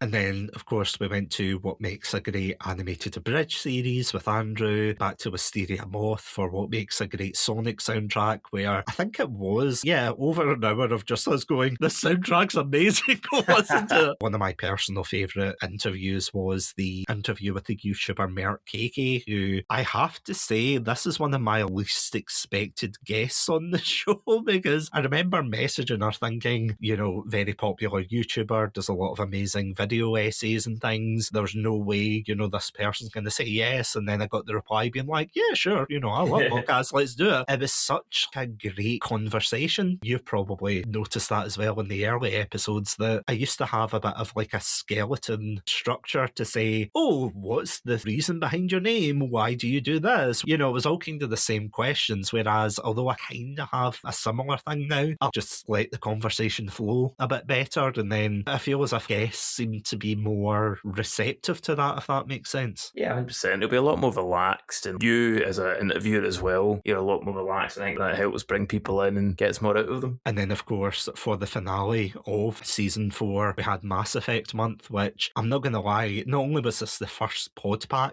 collaboration, but it was just absolutely incredible. I don't know if you've listened through to them. Yeah, no, I've listened to the first 2 because I love Mass Effect 2. I think these are some of your best, personally, because it could be such a chaos and you've done such a good job like managing it, so many different collaborations. No, I think these are really good. They're really funny, but good fun. And like, I typically don't play remakes. I think I've told you this story before. I won't revisit that, so it's nice to kind of revisit the older games for me in a way that isn't sitting and playing 100 hours worth of Mass Effect. So this was really fun. I still count Mass Effect 2 among my favourite ever games, and so listening back to this was, you know, akin to playing it in a different way, but also with a new perspective. It was a lot of fun. Which then brings us on to season 5, so we're in the home stretch now. We're about 1 season off, and I remember, I'm looking at the art and absolutely love that artwork. It is the one for the review that Wisteria Moth and I did of the game Alice Madness Returns, which it is a bit of a heavy game, I'm not going to lie, especially to kick off season 5, but it was one of these games that, I mean, I thought was really important, you know, to talk about and everything. It was such a great experience, and again, that was another instance where the developer has, I'm sure he's liked one of the tweets like ages ago, and again, I don't want to get all parasocial to be like, oh, they've noticed me, but genuinely I was like, oh, that is so cool that they've at least acknowledged it. So that's a fantastic episode as well. Love that. There was the interview with Honor's Diary. At this point, there was a lot of game reviews that I started doing for indie developers, like Broken Mind. That was a really interesting one. Shishingo, Learn Japanese with Photography. That was a really interesting game as well. And yeah, it's just, it kind of goes back and forth, because there's also Victory Heat Rally, Toy Tactics as well. Lots of game reviews here, which honestly is so much fun to do them. Then we've got another solo episode reviewing Torchwood, Children of Earth, which I think there was an anniversary for that episode when it came out, and I don't think anyone had the capacity to review it at the time, so they were just like, yeah, let's do it. Yeah, the Dead Space remake and things. Before we go into Dragon Ball month and everything, is there any ones that are sticking out to you in particular? There's one that's slightly into Dragon Ball month that's just caught my eye, but you mentioned Toy Tactics, so I think it's fair game. But you did the interview with Tata Minecraft and tabletop. It's funny because I'm looking at the exact same one. And like, I think that was a super cool moment because that was people that I already knew outside of from working with you, and then they're quite local to us as well. So it was kind of like a nice big circle, and that was a lot of fun. It's a fun episode, but I think it was quite a nice experience for all of us to kind of get involved with each other. Because we have indeed seen them live. Well, I think you've probably seen them more than me, mind you. But yeah, I remember when you were doing, was it FantasyCon at the time? Maybe. I've seen them in their own shows as well, for what it's worth. So Yeah, I'm not getting myself stuck in a corner. I can't remember what it was. Because I'm sure it was. I went to see them and it felt kind of weird because we do these episodes audio only, and usually the reason I do them audio only is I feel as if people are a lot more comfortable doing them audio only, that they don't have to worry about their appearance or anything, or having to do like a early face reveal or whatever. But it also means that if I turn up to see these people, they don't know what I look like. So it's like, you know, in those thriller films where it's like the person talking and then you got the guy with the cloak in the background. I mean, obviously I didn't bring a cloak, but that's how I felt sitting in the audience. Nobody knows who I am. Yeah. With the big Chatsunami hoodie on. Nobody knows. But yeah, going back, we've got Dragon Ball Month, which I love the artwork for Dragon Ball Month. Yeah, it's one of the best, I think. Yeah, it's like the Ginyu pose with you being Raccoon. It rhymes with Doom. Yeah, exactly. But I loved that because, again, it was just quite a mix, wasn't it? I think we did a really good job of not just doing Saiyan Saga, Frieza Saga, Cell Saga, Boo Saga, there's your month. You know, it would have been so easy to do that, but we got to discuss Dragon Ball Fusions, which is the Janemba movie. It was bizarre to actually have to talk about it. It was like 6 minutes of great film in with an hour of terrible, but yeah, it was a good laugh, and like there's some good episodes in that, and Living in the World as well. One. Because we also had rating all the different transformations. Oh, that was brilliant. The failure of the live action one, and then the trivia quiz, which, yeah, that was an interesting one. And then again, celebrating 4 years of podcasting. But, you know, we've got celebrating 4 years of podcasting. We've got the one where we discussed the Grinch adaptations, which I really liked because it was great to compare and contrast. Yeah, that was a lot of fun. Yeah, before Christmas, we had the interview with Ollie De Vega, aka Blowfish Man, and it was amazing talking to him again and revisiting how he's growing as a voice actor and whatnot. It was absolutely incredible. But none of those matter when you've got our next episode of Sitting in a Car in Glasgow. I thought you'd skipped over it then. I was we're going to have to look back to this. And this is one of my favourite ones as well. And it's because you put the clip up on TikTok as well of me losing my mind about the guy walking out. You synced it up and it's brilliant. One of my favourites we've ever done. I remember it so well because the clip's in the trailer as well. It is like the character Wolf doing something stupid and it's like, sir, it's clearly a trap. I accept your bait. It's like, oh God. That was so funny. And I felt really bad as well because that was such a good episode and everything. And then it was like the week after I had to go to Andrew and do an episode with him on it. Everybody panned the film. Andrew hated it. Yeah, I was like, terrible, 2 out of 10. And then, of course, we got the Chatsunami episode, of course, bringing in 2025. Jeez, oh, where have the years gone, Martin? But yeah, we had that one with discussing the world of stunt food. I love this episode, by the way. It is just so bizarre. I don't know if you remember the details of this one, but it's just, it goes from things like, oh, look at these wacky creators and influencers, they're creating all this mess, to what the hell is a meat hat? Do you remember that one? Sorry. Sadly, I didn't want to listen to that one simply for the different types of food involved in that one, so I politely bowed out after a wee bit on that one. That is fair. I'm not going to lie, that is 100% fair. Not great for my constitution. No.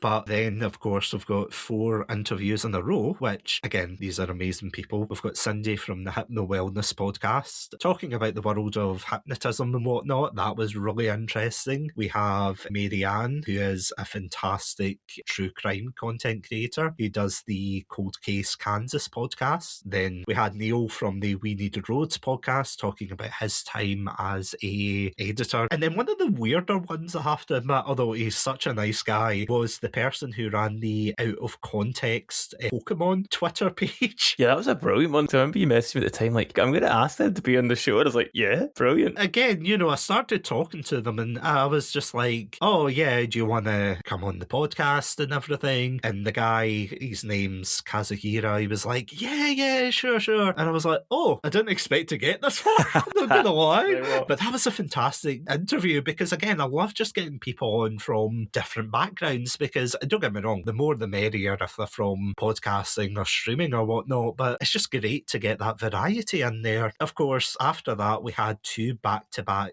theme months. We had Avatar month and Mario month, and I think the reason we did Avatar month so soon was this was around the time that Andrew had to take his hiatus from the podcast because he was preparing for the birth of his son. That's a pretty fair excuse. Yeah, pretty lame, isn't it? For legal reasons, that's a joke. I've met the child, he's very lovely. So that was interesting because, again, it's like when you look at the list, it's just such a time capsule to go, oh yeah, that's the time where Adam had to sit back, or that's the time when Andrew did, or, you know, it was really interesting because then right after that we had Mario month, which, again, it's weird because for Avatar month it was really structured. You know, we talked about Avatar: The Last Airbender, we talked about The Legend of Korra, we talked about the live action film, and then we ended with a trivia quiz, which I feel as if this was the period where the trivia quiz was starting to outstay its welcome, because you and I, of course, did talking about Super Mario Odyssey, talking about the latest film at the time, talking about living in the Mario universe, which is one of my favourites as well. And then after that, we did the very first, as you were mentioning before, the very first episode of Chatsu Cafe, where we streamed it once again live on Twitch. Yeah, that was such a good run for us. I really enjoyed those Mario ones, and then being on the cafe once again was a good bit of fun, good bit of nostalgia, you know, going back to what we did beforehand and just kind of revisit it all. It was really good. I really enjoyed it. It's also just nice just to hang out and chat with you for a bit. Absolutely. And I do love those episodes, I have to say, where it is just we've not really got a major topic. We just kind of go through things and say, yeah, how was your day? Yeah, fine, thanks. I think I got threatened by an author. There's always something going on, man. Oh, there always is. Every week it's like, well, let me tell you. And then after that, yeah, you've got a trio of amazing interviews. I had a YouTuber who does a lot of gaming content. I don't have a nose. I always make this joke to say his words, not mine, but genuinely, that's the name of the channel. I don't have a nose. Katie Shee, who is, again, a fantastic VTuber and fellow Scot as well, so bonus points. And then I also had, and this is one I was kind of worried about, the Eureka Investigative Urban Fantasy group, who they did a tabletop game and they talked about the kind of, not ethics, but, you know, the kind of thoughts about what makes a good tabletop game and the ideas around D&D and whatnot. Yeah, it was really interesting. The game is also interesting. Definitely go check them out after this. But then, of course, that leads us on to Animation Month, which I forgot that Andrew was on. Of course he was. So he stayed on just a little bit longer. That was amazing. You finally got to talk about Puss in Boots, The Last Wish. We talked about Wallace and Gromit, which I listened to recently. Love that episode. Detective Pikachu as well, that Andrew and I talked about. Your Name and The Emperor's New Groove. So fantastic. I had a wee moan about Doctor Who after that. Slow down real quick, just the Your Name one, I was gutted to not be on that. It was just the way things had worked out with the scheduling, but I'd actually watched the film about a month before. So maybe that's one to revisit. Oh, that is the worst, isn't it? Well, I mean, I haven't done the... Oh, what's the one where the guy turns into a chair? Suzume? Suzume, it might be... Yeah, it is Suzume. Oh, let's get that done. I could do that one, to be honest. Yeah. That was a great one, but I just loved that month. I'm a wee bit disappointed that... And again, this isn't a reflection to the lovely Pandalorians listening or anything, but it does, again, upset's a strong word, but I get discouraged, see, when I see a month that I think, oh, this is going to be great and everything, and then it doesn't do... Like, it's not a bad performing month by any means, but it didn't do as well as I thought it would. And I don't know if it's because it's just so varied or the name's just too generic or whatnot, but I mean, it still did great, and there are some of my favourite episodes. You know, as I said, the Wallace and Gromit one's great, the Emperor's New Groove one's great as well. It is honestly just a fantastic month. Plus, I love the pun. Animation month. Yeah, I think as well, you're always going to get these things, and it's the same across any kind of content that you put your heart and soul into it, and you love it, and you think this one's going to be an absolute doozy, and it does okay. And then, as we're probably going to discuss pretty soon, you do one that you're like, let's do this episode, and it becomes the most popular episode you ever do. I can see it at the top. Yeah, and we're reaching it very soon, so... Right after that, as I said, I did like a massive rant about... And again, this is something I want to draw a quick aside to, but I hate doing overly negative episodes, see, unless I've got a particular point to make, because I've talked about that before, kind of half-jokingly, about people saying that I do a podcast, that I don't edit, I do it raw and everything, and the reason that I don't like a lot of those podcasts, other than obviously the fact they don't edit their audio, is the fact that a lot of them are usually overly negative, but it's not negative negative to be constructive. It's usually like, oh, this is bad, blah, blah, blah. I mean, I don't know about you, Martin, but it does feel quite draining to listen to that constantly. So to do an episode like that, I think it was just because I felt so passionate about the time, what went wrong with that particular series, that I went, you know what, I have to say something. Yeah, I try not to be negative, because I feel as if whenever I try to be negative, you just pull me out and go, none of that, here's a minion meme. I think it's important to be negative sometimes. You don't want to be like that toxic positivity where nothing can go wrong. But I do think that's something that I quite enjoy about Chatsunamis. We typically talk about things we like, but I do think it's important, especially with something like Doctor Who, where it's something we love. And, you know, we've got a lot of love for it. I think that's kind of what makes it a bit more valid to have episodes that are bad on it. You know what I mean? Like, or negative, I should say. Because we do have a lot of love for it and we don't like with what happened with the show. You know, it's not like we're just tourists. Oh, I don't know if that's the right word, but you know, people that aren't really look fans. At you with the slang. Thank you. I opened Twitter the other day.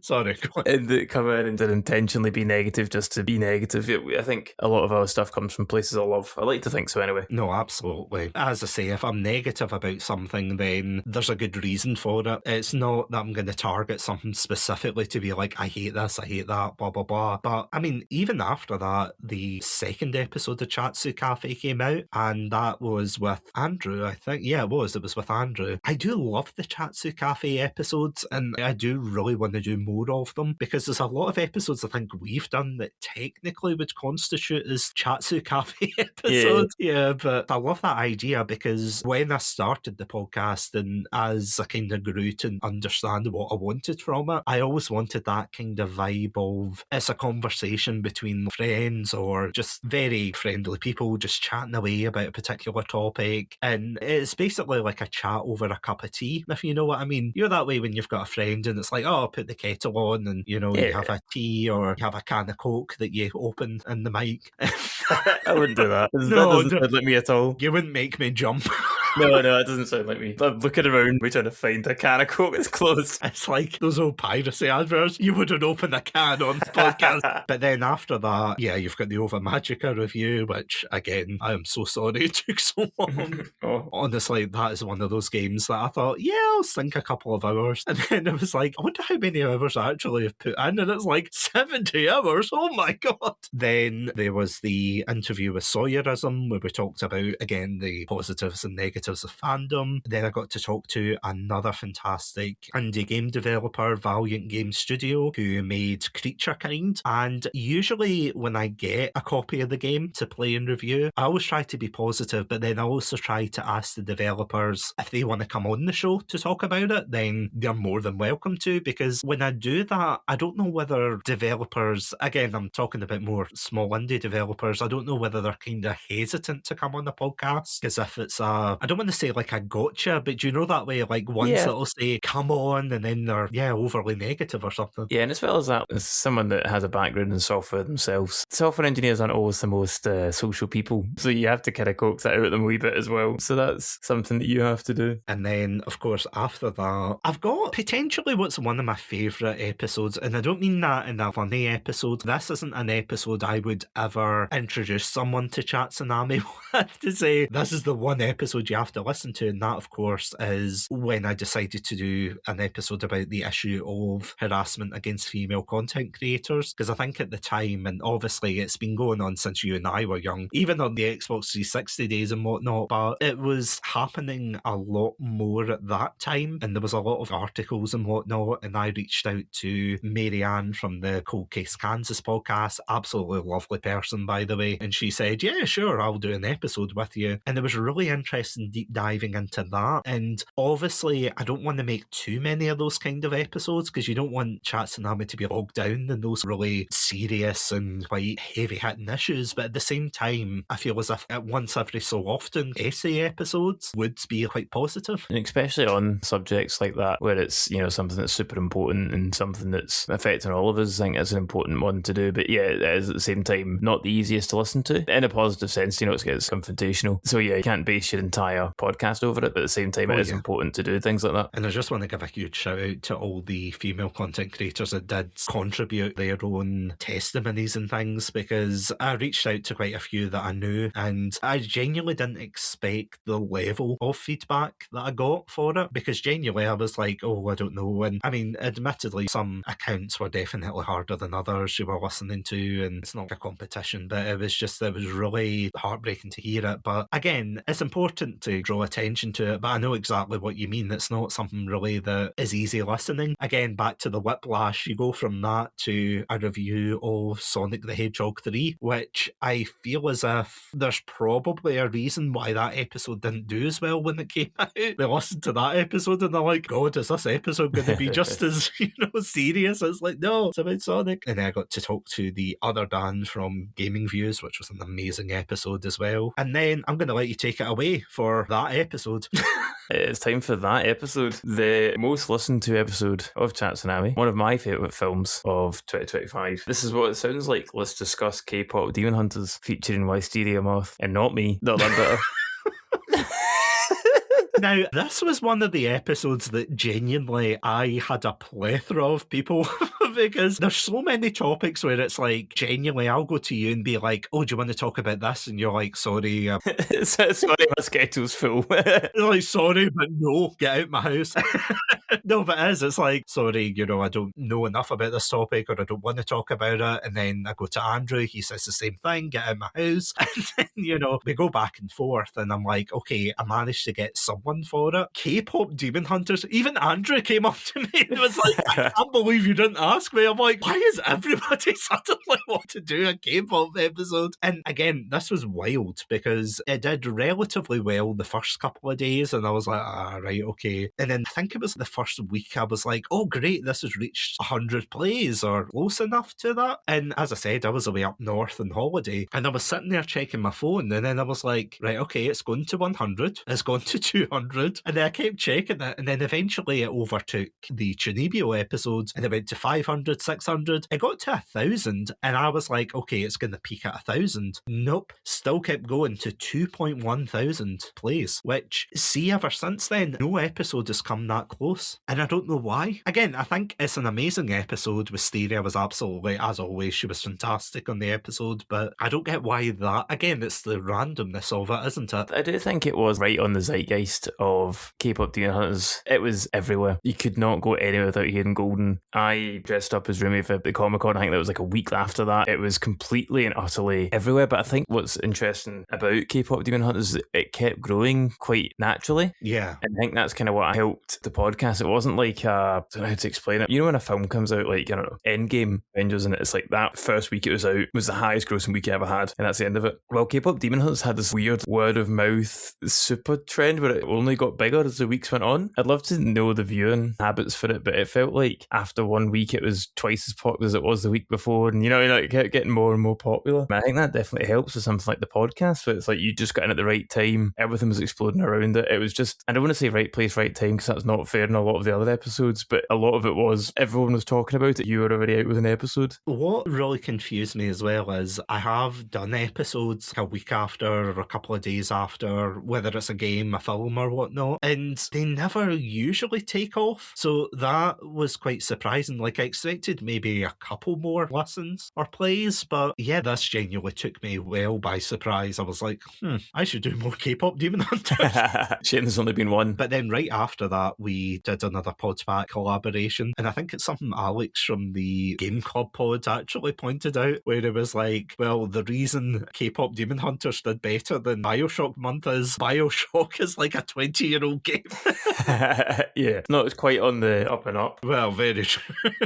I used to know what was in. That was a fantastic month as well. I really enjoyed going back to discuss the games, and also we discussed the DLC as like a kind of separate episode, which was a lot of fun. But again, I feel sorry for Alex, who he got stuck with one of the most controversial DLCs. But see the 250th episode, again, I keep saying, oh, it's one of my favourite episodes, but genuinely, I adore that episode because it's just pure chaos. You've got Luke from the Howdy Beans podcast Bodcast, you've got Robotic Battle Toaster, you've got Dan from Gaming Views, you've got Alex from the Game Club Pod. There's literally one point where the conversation derails and they start talking about Bioshock cocktails.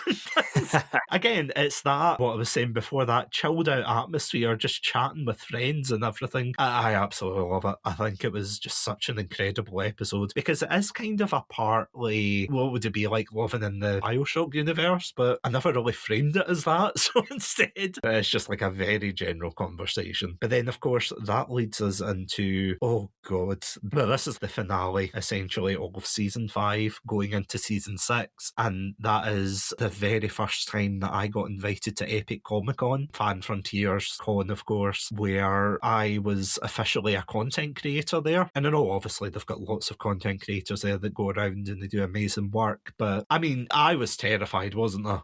Yeah, you almost didn't apply, and I had to kind of pulling the screen behind too much here, but yeah, you almost didn't apply, and I had to kind of be like, by the way, it's a good chance, got a pretty good thing of what they're looking for right now, and yeah, we were very lucky. You were very lucky to get it, but you put a lot of work in. I think it's been really cool for me to see you getting to do that, and as I mentioned before, you know, you're a totally different person you were when you first started it, and there was a moment for me, I don't know if I mentioned this on the episode at the time, but there was a moment where you spoke to my coach Wolfgang just sort of outside the thing, and I was like, what a surreal moment for me that this interaction's happening in front of my eyes, you know what I mean? And just a really funny time, and yeah, no, I'm super proud of you for doing that, because it was even now out of your comfort zone, but I think it's led the episodes that came out of it I really enjoyed doing, and you obviously got invited back as well. You're one of the permanent content creators now, which is really, really cool. It's really cool, but I'm going to be honest, I didn't expect it, because I was sitting there checking my emails, and you know, you and I were talking, going, we're going to go to PowerCon or we're not, back and forth. I think you were already making plans. I was genuinely teetering on the fence, thinking, nah, maybe I'll just stick to working on the podcast at home. And then I got the email from them being like, hey, content creator,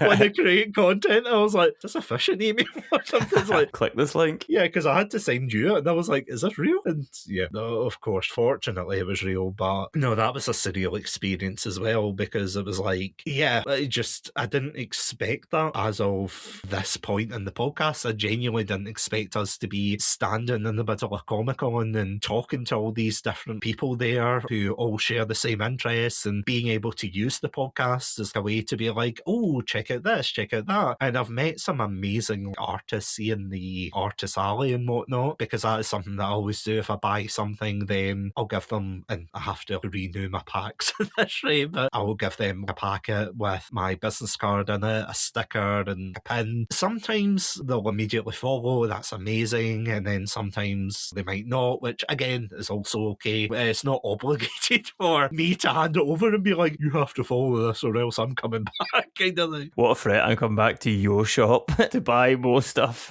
Don't make me buy this. But yeah, it's fantastic meeting them and getting to see their passion for what they do. Absolutely love Artist Alleys. I'm not going to lie, they're my favourite part of Comic-Con as well. What I also love is, I feel as if I'm the most oblivious person in these cons, where it's like, you'll point someone out and be like, oh, that's so-and-so. And he might be one of the most famous people in the wrestling sphere or something. And I'm like, oh, okay.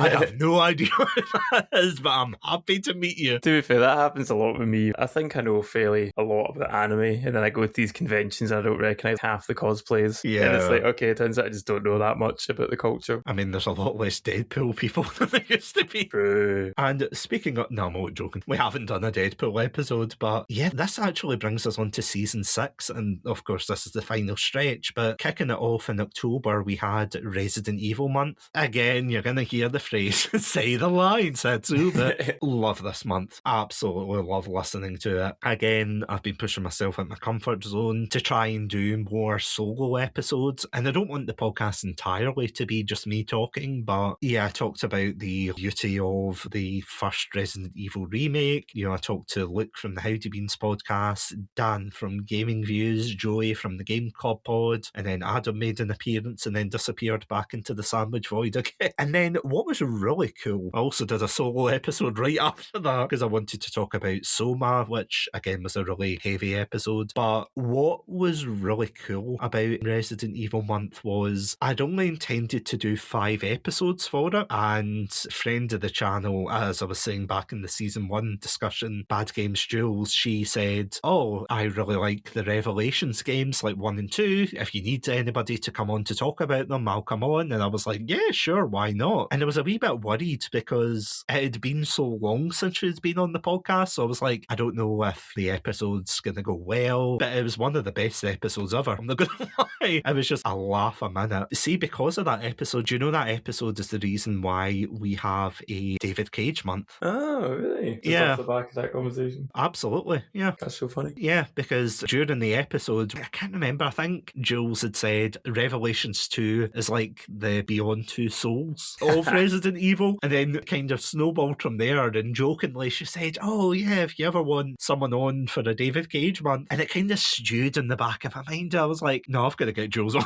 I've got to do this. Absolutely worth it. And then of course we had our 5-year celebration last November, where I finally talked my partner into coming on the podcast, which, can I ask you, were you shocked when you finally found out that I'd convinced her to come on? Yeah, I guess we've seen what it's done for you, so it's the next level. But then when you told me the topic you guys were doing, I was like, oh wow, we're blowing the budget on this one. Oh, absolutely. Honestly, I loved that episode because the initial plan was, I brought the mics to China, by the way. That's how dedicated I was. So I went over and I was like, right, okay, we're going to go to Shanghai. And then we recorded ourselves talking about the trip. But then when we got to the other places, we just didn't really have an opportunity to sit down and talk into the mics. And plus, a lot of the hotels we went into, the walls were quite thin. And I don't think they would have appreciated someone like me going, what's up, guys? Coming from Beijing, China. It's like, no, I think they would have kicked me out the hotel. So I was like, yeah, no, maybe not. So we had to come back, and there was a lot that we recorded back home. But it was a fantastic trip, to be quite honest. It was just like a bonus, taking advantage of being over there and seeing the sights and everything. And yeah, getting to travel over there with my girlfriend. So yeah, fantastic. And hopefully Miss Tsunami will come back eventually onto the podcast. Hell yeah. Then, of course, wrapping up, we've got the Christmas episodes. Red 1 standing by. The R1, amazing. Oh yeah, we did Home Alone as well. I keep forgetting that was the first time we talked about Home Alone. Oh yeah, and bad Christmas films as well, because I remember Andrew was like, oh, do you want to talk about Home Alone 1 and 2? And it's like, no, let's split them up. Let's not. And then our final episode of the year was the Christmas specials for The Simpsons, where we talked about the first and last. And I really enjoyed that episode. I don't know if you listened to that one, but it was Andrew and I talked about Simpsons roasting in an open fire, the very first episode of The Simpsons versus the latest one where Ned has a crisis of faith. Yeah, no, I really enjoyed it. The Simpsons is definitely one that it's fun to do that with as well. It's such a big difference. It was a great idea. I thought it was pretty inspired. And then, of course, I can't believe this is the lineup for 2026. We've got a 2-part episode starring Marie from the We Needed Roads podcast, where we talked about the pros and cons of AI. Do you know that is practically the longest episode of Chatsunami on a technicality? Because it's so long, you did actually have to split it into. It was 4 hours. Jeez. Well, at least the raw audio was 4 hours, but if I kept it into one episode, it would have been, about 3 hours, I think. Yeah, just roughly 3 hours. But no, I had to split it up because that is an unwritten rule that I think I'm going to do going forward. That if it's 2 hours max, that's relatively okay. But looking up at the time bar for this one right now. It's sweating. I'm not going to expect people to listen to the equivalent of the extended edition of Lord of the Rings. So, nah, probably not. But then after that, of course, I mean, that AI episode, that was a heavy one as well, because it started quite upbeat and, AI's terrible, isn't it? And then at the end, it was just like this existential crisis of, oh my God, we're doomed. Yeah. And then we had our cameo episode as well, didn't we? Yeah, that was a lot of fun. I really enjoyed that. It was something a bit different. It reminded me a lot of when we did the food reviews episode. So a bit of a laugh and taking a bit of fun. And then, yeah, we had the 3rd episode of Chatsu Cafe, which we need to return to, talking about Kevin can bleep himself, which, again, we go from that where it's like, oh, that's a relatively serious show. And then, anyway, let's talk about Little Gator Game, which was honestly such a fun game to play. And then talking about Quantic Dream Month with Jules as well. well. That was so much fun to record, but I feel as if, see the last 2 episodes, did you notice that as well? The last 2 episodes seem to have done really well, and then the first 2 episodes of it, they've not done terribly, but I don't really understand what's going on. In fairness, especially Fahrenheit is such a distant memory for me now. Detroit Become Human's one that I'm like, oh yeah, I remember that game. You know what I mean? Like, even if you look at your graphics for it for the month, that's the game that you parodied. So it's like there is a split in where the games kind of line up nowadays. And oh my god, that's actually near the end. The other one that I had here was the interview with the one and only Tyronic, who was the co-founder of Sonic Paradox. And Sonic Paradox was this animation group that did all the fan animations and things that were very ingrained into the old Sonic community back in the day. And it was so surreal seeing that group and then messaging them and then seeing them follow me. And I was like, hey, thanks for the follow. Anyway, would you like to come on? Honestly, he was such a lovely guy. But again, it's that surreal nature of sitting there going, did I just talk to someone who was involved in something that I grew up with? You That's know, so that cool. way? Oh, it was amazing. And then, of course, the last few episodes were us returning back to PowerCon for Fan Frontier. That was an amazing experience, wasn't it? Yeah, it was brilliant. And it's like, just kind of, as you were saying about being invited back as a content creator for a second time, and there's good vibes, and we got to record again, but yeah, it's just lovely being back. Really kind that they invited us back, and I'm hoping that's something we can just keep doing. Oh no, absolutely. As long as they'll have us back, to be honest. I swear I won't harass any of the artists alley to be like, listen on to the my podcast. podcast. But no, all joking aside, it's been fantastic to work with them, and it's fantastic to have the opportunity to use the podcast to promote such a great con, because let's face it, I wouldn't be doing the content creation work for them, or I wouldn't be going if I didn't believe they weren't doing good work, but they absolutely are. So absolutely fantastic. And of course, the final 2 episodes we have are the Wonder Man review, which I have to say took Andrew and I a while to get this one out. Well, I say Andrew a while, it's me who's in charge of editing. So it's like, yeah, great episode, but yeah, just took a while. I had to keep pushing it back and back. And of course, the Resident Evil Requiem one, which that was a long episode to record for, so I'm just glad it's done, to be honest. And yeah, I cannot believe that is 6 seasons of Chatsunami. And as I said, this episode will be the 28th episode of season Man. 6. So yeah, we've only got, 22 episodes left, don't we, until the season ends. It's time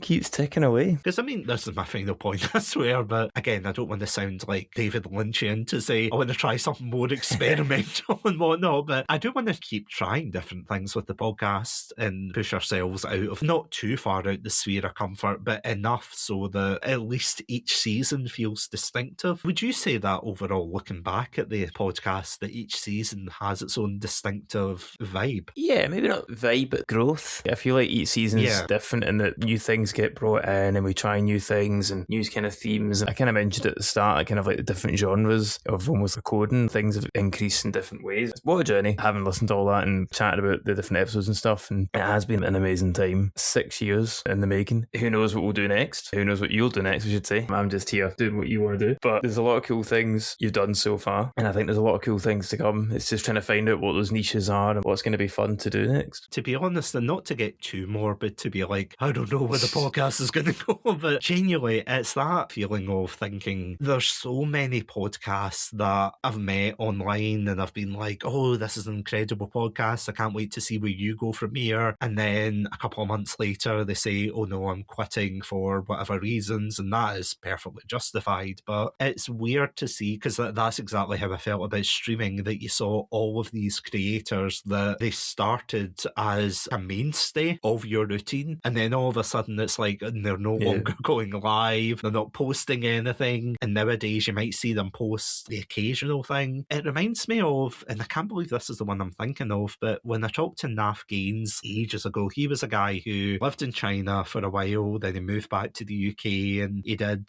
a lot of streaming on Twitch at the time. I remember him saying something along the lines of, and I'm paraphrasing here, but something along the lines of, I'm not always going to be doing this forever. You know, I'm eventually going to move on. I'm going to do something else. And it's that idea as well, looking at Chatsunami, of thinking, what is the next step from here? Because I think that we've done a good job of keeping it relatively fresh without spinning the wheels, if that makes sense. Obviously, that comes with being a variety podcast, and a lot of the things are a lot more similar. But I know it sounds really pretentious to say there's a a fusion between the old and the new of the podcast. But do you feel that way, that we've taken a bit of each old season and kind of kept it going forward, but then also adapting it into something new? Yeah, 100%. And I think just as an example, bringing back the Chatsu Cafe was kind of like a nod back to season 1 in a way. And, you know, that was a lot of fun, and doing the sort of more lighthearted stuff as well. So it has been a mix. But I do want to come back to something you're saying about what is the overall goal for the podcast. But one thing, as we've gone back along this, and it's been quite fun to chat about it all, but a thing that we've mentioned a lot, and that you've mentioned a lot, is just how much fun you've had and how much connections you've made in terms of genuine human connection, not as in, you know, political connection. What's that soon, 2026? But all the fun we've had and the different things we've got to do because of it. And obviously you want to keep expanding and keep coming up with new ideas, but we don't need a destination when we're enjoying ourselves. And I think that's something that's helped keep us going, especially keep you going when a lot of podcasts and streamers and stuff have disappeared, is that it is fun. We're having a bit of a giggle, aren't we? It's serious work at the same time, but it's always there for a bit of light-hearted fun, a bit of a pick-me-up. Because I do think it is interesting that a lot of people seem to think, and I've spoke about this ad nauseum in many episodes, but there's a lot of creators that think, oh, a podcast is super easy because you just stick on the microphone, you talk into the mic, that's it. That is all you have to do to become a successful podcaster. Obviously, the basics of that is, well, yeah, obviously you have to speak into a microphone, but I think what people seem to really underestimate is the fact that a lot of people don't understand that their voice can have so much weight. For Chatsunami, I don't envision, and I could totally be wrong, maybe this will be the year that it changes and we suddenly become multi-millionaires. Wink, wink. Patreon.com/Chatsunami. Make it happen. No, we can. But, you know, it's like people think, oh, they're going to get rich and everything off of the podcast. But honestly, if I manage to make even one person's day better by them listening to the podcast, I mean, I'm obviously not going to know that, but at least I'll know I'm doing something right there. I've made something that it's not overly controversial. It's not going to have hard-hitting geopolitics or anything or controversial talking points. It's just simply a conversation between friends. And as you said, I have loved every moment of the journey. I've loved being able to spend time with you, especially, and Andrew and Adam and whatnot. But I mean, I think a huge shout out has to go to yourself, Martin, because without you on this journey, I mean, I had a lot of self-doubt at the beginning, thinking, oh, I don't know whether to do this, whether to do that. And you always nudged me in the right way to say, well, give it a go. If that doesn't work, try this, try that. I mean, a huge shout out to you, let's face it, because I wouldn't be here without your encouragement. And I'm not just saying that because the PayPal check just cleared, but genuinely I wouldn't be here. So yeah, massive thank you to you. That goes to, of course, everybody who's starting a podcast. Get yourself a Martin. Okay. Well, it's true though, which you can now order. No, we can. That's how we become millionaires. Hire us out. Hire out a Funko version with 5 different phrases. But no, man, just to kind of go back, and I wouldn't do it if I didn't enjoy it and I didn't think you were getting a lot out of it and we were getting a lot out of it. You know, I've hinted at it a few times as we've gone on, but it's been so much fun watching the change in you as a person, and you've gone from strength to strength. The Satsunami at the start of this was a totally different guy than he is today, and the things that you've done that I don't think you would have done 6 years ago, you know, 5 years ago, whatever. I think it's helped you in lots of different aspects of life. So that's been super cool. I have nudged you. I've nudged you a lot, but I think 100%, yeah. typically we've gone in the direction that I think you would have gone in anyway, hopefully. I don't think I've ever forced you out of your comfort zone, but I've pushed you out of it. I don't think you've ever been, I don't know, hopefully not, but I don't think we've ever gone too far with it, where we've done something that we've regretted, which I think's a good sign. Like, everything's kind of worked out fun that we've done. Maybe you're thinking to yourself, absolutely not, never recording another episode in a car again. But I think everything we've pushed ourselves to do kind of worked out, and that's exciting. Because even with the episodes that have gone wrong, and I use that very loosely because there's not really many episodes that we've had to scrap. There was one episode, I think I've spoke about this in it was either one of the anniversary episodes or the milestone episodes, where, in fact, I know the one it was the one where you and Andrew and I talked about, again, it must have been a milestone one, but I did a Chatsunami themed quiz, and I was saying what episodes we'd got rid of, and a couple of them were because of technical issues, like the Perfect Blue one. There was a Death Note adjacent episode as well that unfortunately never saw air. There was a interview with another streamer, I think it was AB Baby or something. You know, it was a great interview, but as soon as I did that interview, he did reach out and say, hey, hold off, I'm going off on a hiatus, so maybe don't release it. And again, it's one of these these ones that kept getting pushed back and back and back. And even for editing the episodes, I think there's maybe only been 1 or 2 times where I've had to edit out something, again, not overly controversial, but something that it might be a joke where I'm thinking, it doesn't really fit the tone, or it's not really appropriate. Again, it's not something that would be overly controversial, but again, when you re-listen to it, you think that is unfortunately my job as the person who edits, records, and publishes all of it, because Chatsunami is reflective in a way of the wider group, and that's why I think initially I was hesitant. This is the saucy truth, Martin. Oh, here we go. Why I was slightly hesitant to say, oh, Martin is a co-host, because in a heartbeat, obviously, you are the one that helped to kick off Chatsunami to begin with. At the time when you'd come on to do the odd episode or two, you were still building yourself up, and you've done fantastically, but you were building yourself up as this wrestler, winning belts and whatnot, beating people up at Comic-Con within the ring, sorry. Important clarification. Yeah. But, you were doing all these amazing things, and don't get me wrong, Chatsunami's never going to be that controversial, but you were making your name for yourself there, and I didn't want you to be known as, oh, it's Martin MacAlistair, the co-host of Chatsunami. You were Martin MacAlistair, the one who was beating the streak and everything, and the one who was winning all these championships and never giving up and everything. So it wasn't until you asked about, hey, are you sure I'm not a co-host? I'm like, oh, thank God, that's fine, it's okay, we can clarify. I appreciate that. That was like a phew moment, whereas Andrew, he doesn't get that choice. He was becoming a co-host when he wanted to or not. Adam, Andrew, no, the chubby and the sandwich, get in here.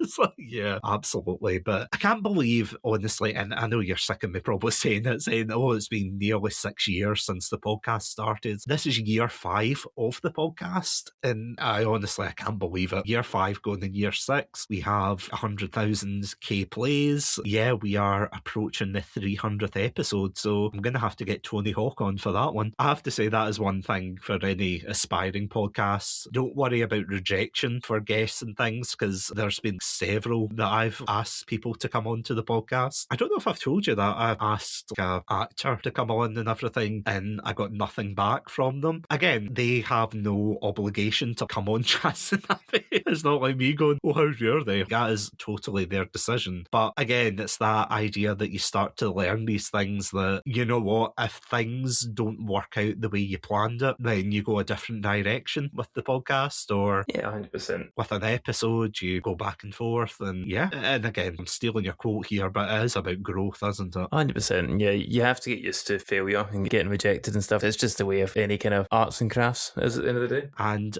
before we wrap up, I've got one more question for you. See, for the future of Chatsunami, is there any particular episodes, theme months? Is there anything you hope to do? Totally not getting my pen and paper out. I was going to say, I feel like we should have done this offline if we'd...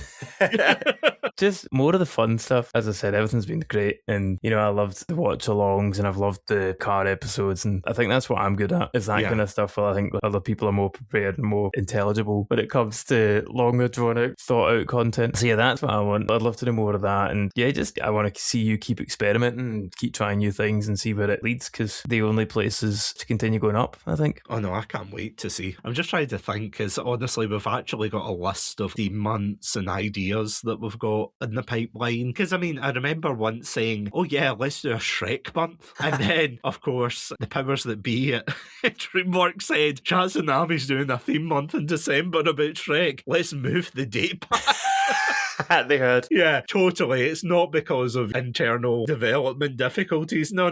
They heard. They knew.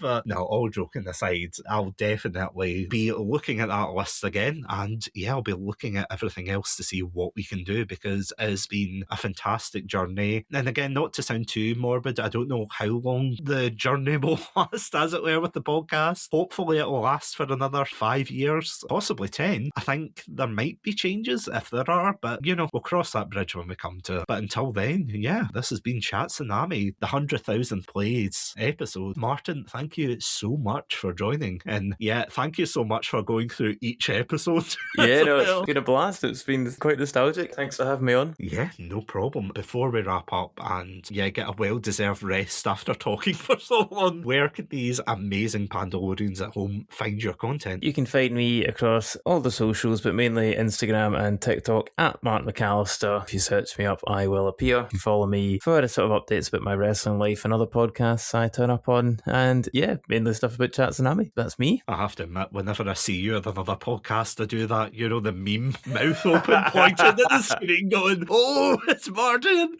Shout out to Scottish Wrestling Network. Yeah, my boys. Oh, amazing podcaster. Yeah, if you want to check out more episodes from ourselves, then you can check us out at our website, chatsunami.com, as well as all good podcast apps. I also want to thank our amazing Pandalorian patrons who have supported us during this journey: Robotic Battle Toaster, Ghostie, and Cryptic 1991. Thank you so much for supporting us. It honestly means the world. And if you would like access to bonus content, behind the scenes, bloopers, and our commentary tracks as we were talking about, then you can check us out at our Patreon page, patreon.com/Chatsunami. This podcast is of course a proud member of the Podpack Collective. For more information, check us out at our Twitter/X page at Podpack Collect. But until next time, thank you all so much for joining us in this podcasting journey. It's been absolutely fantastic, and yeah, we can't wait to deliver more episodes to you. So, without any further ado, stay safe, stay awesome, and most importantly, do you want to finish it, Martin? Stay listening to the podcast and stay hydrated.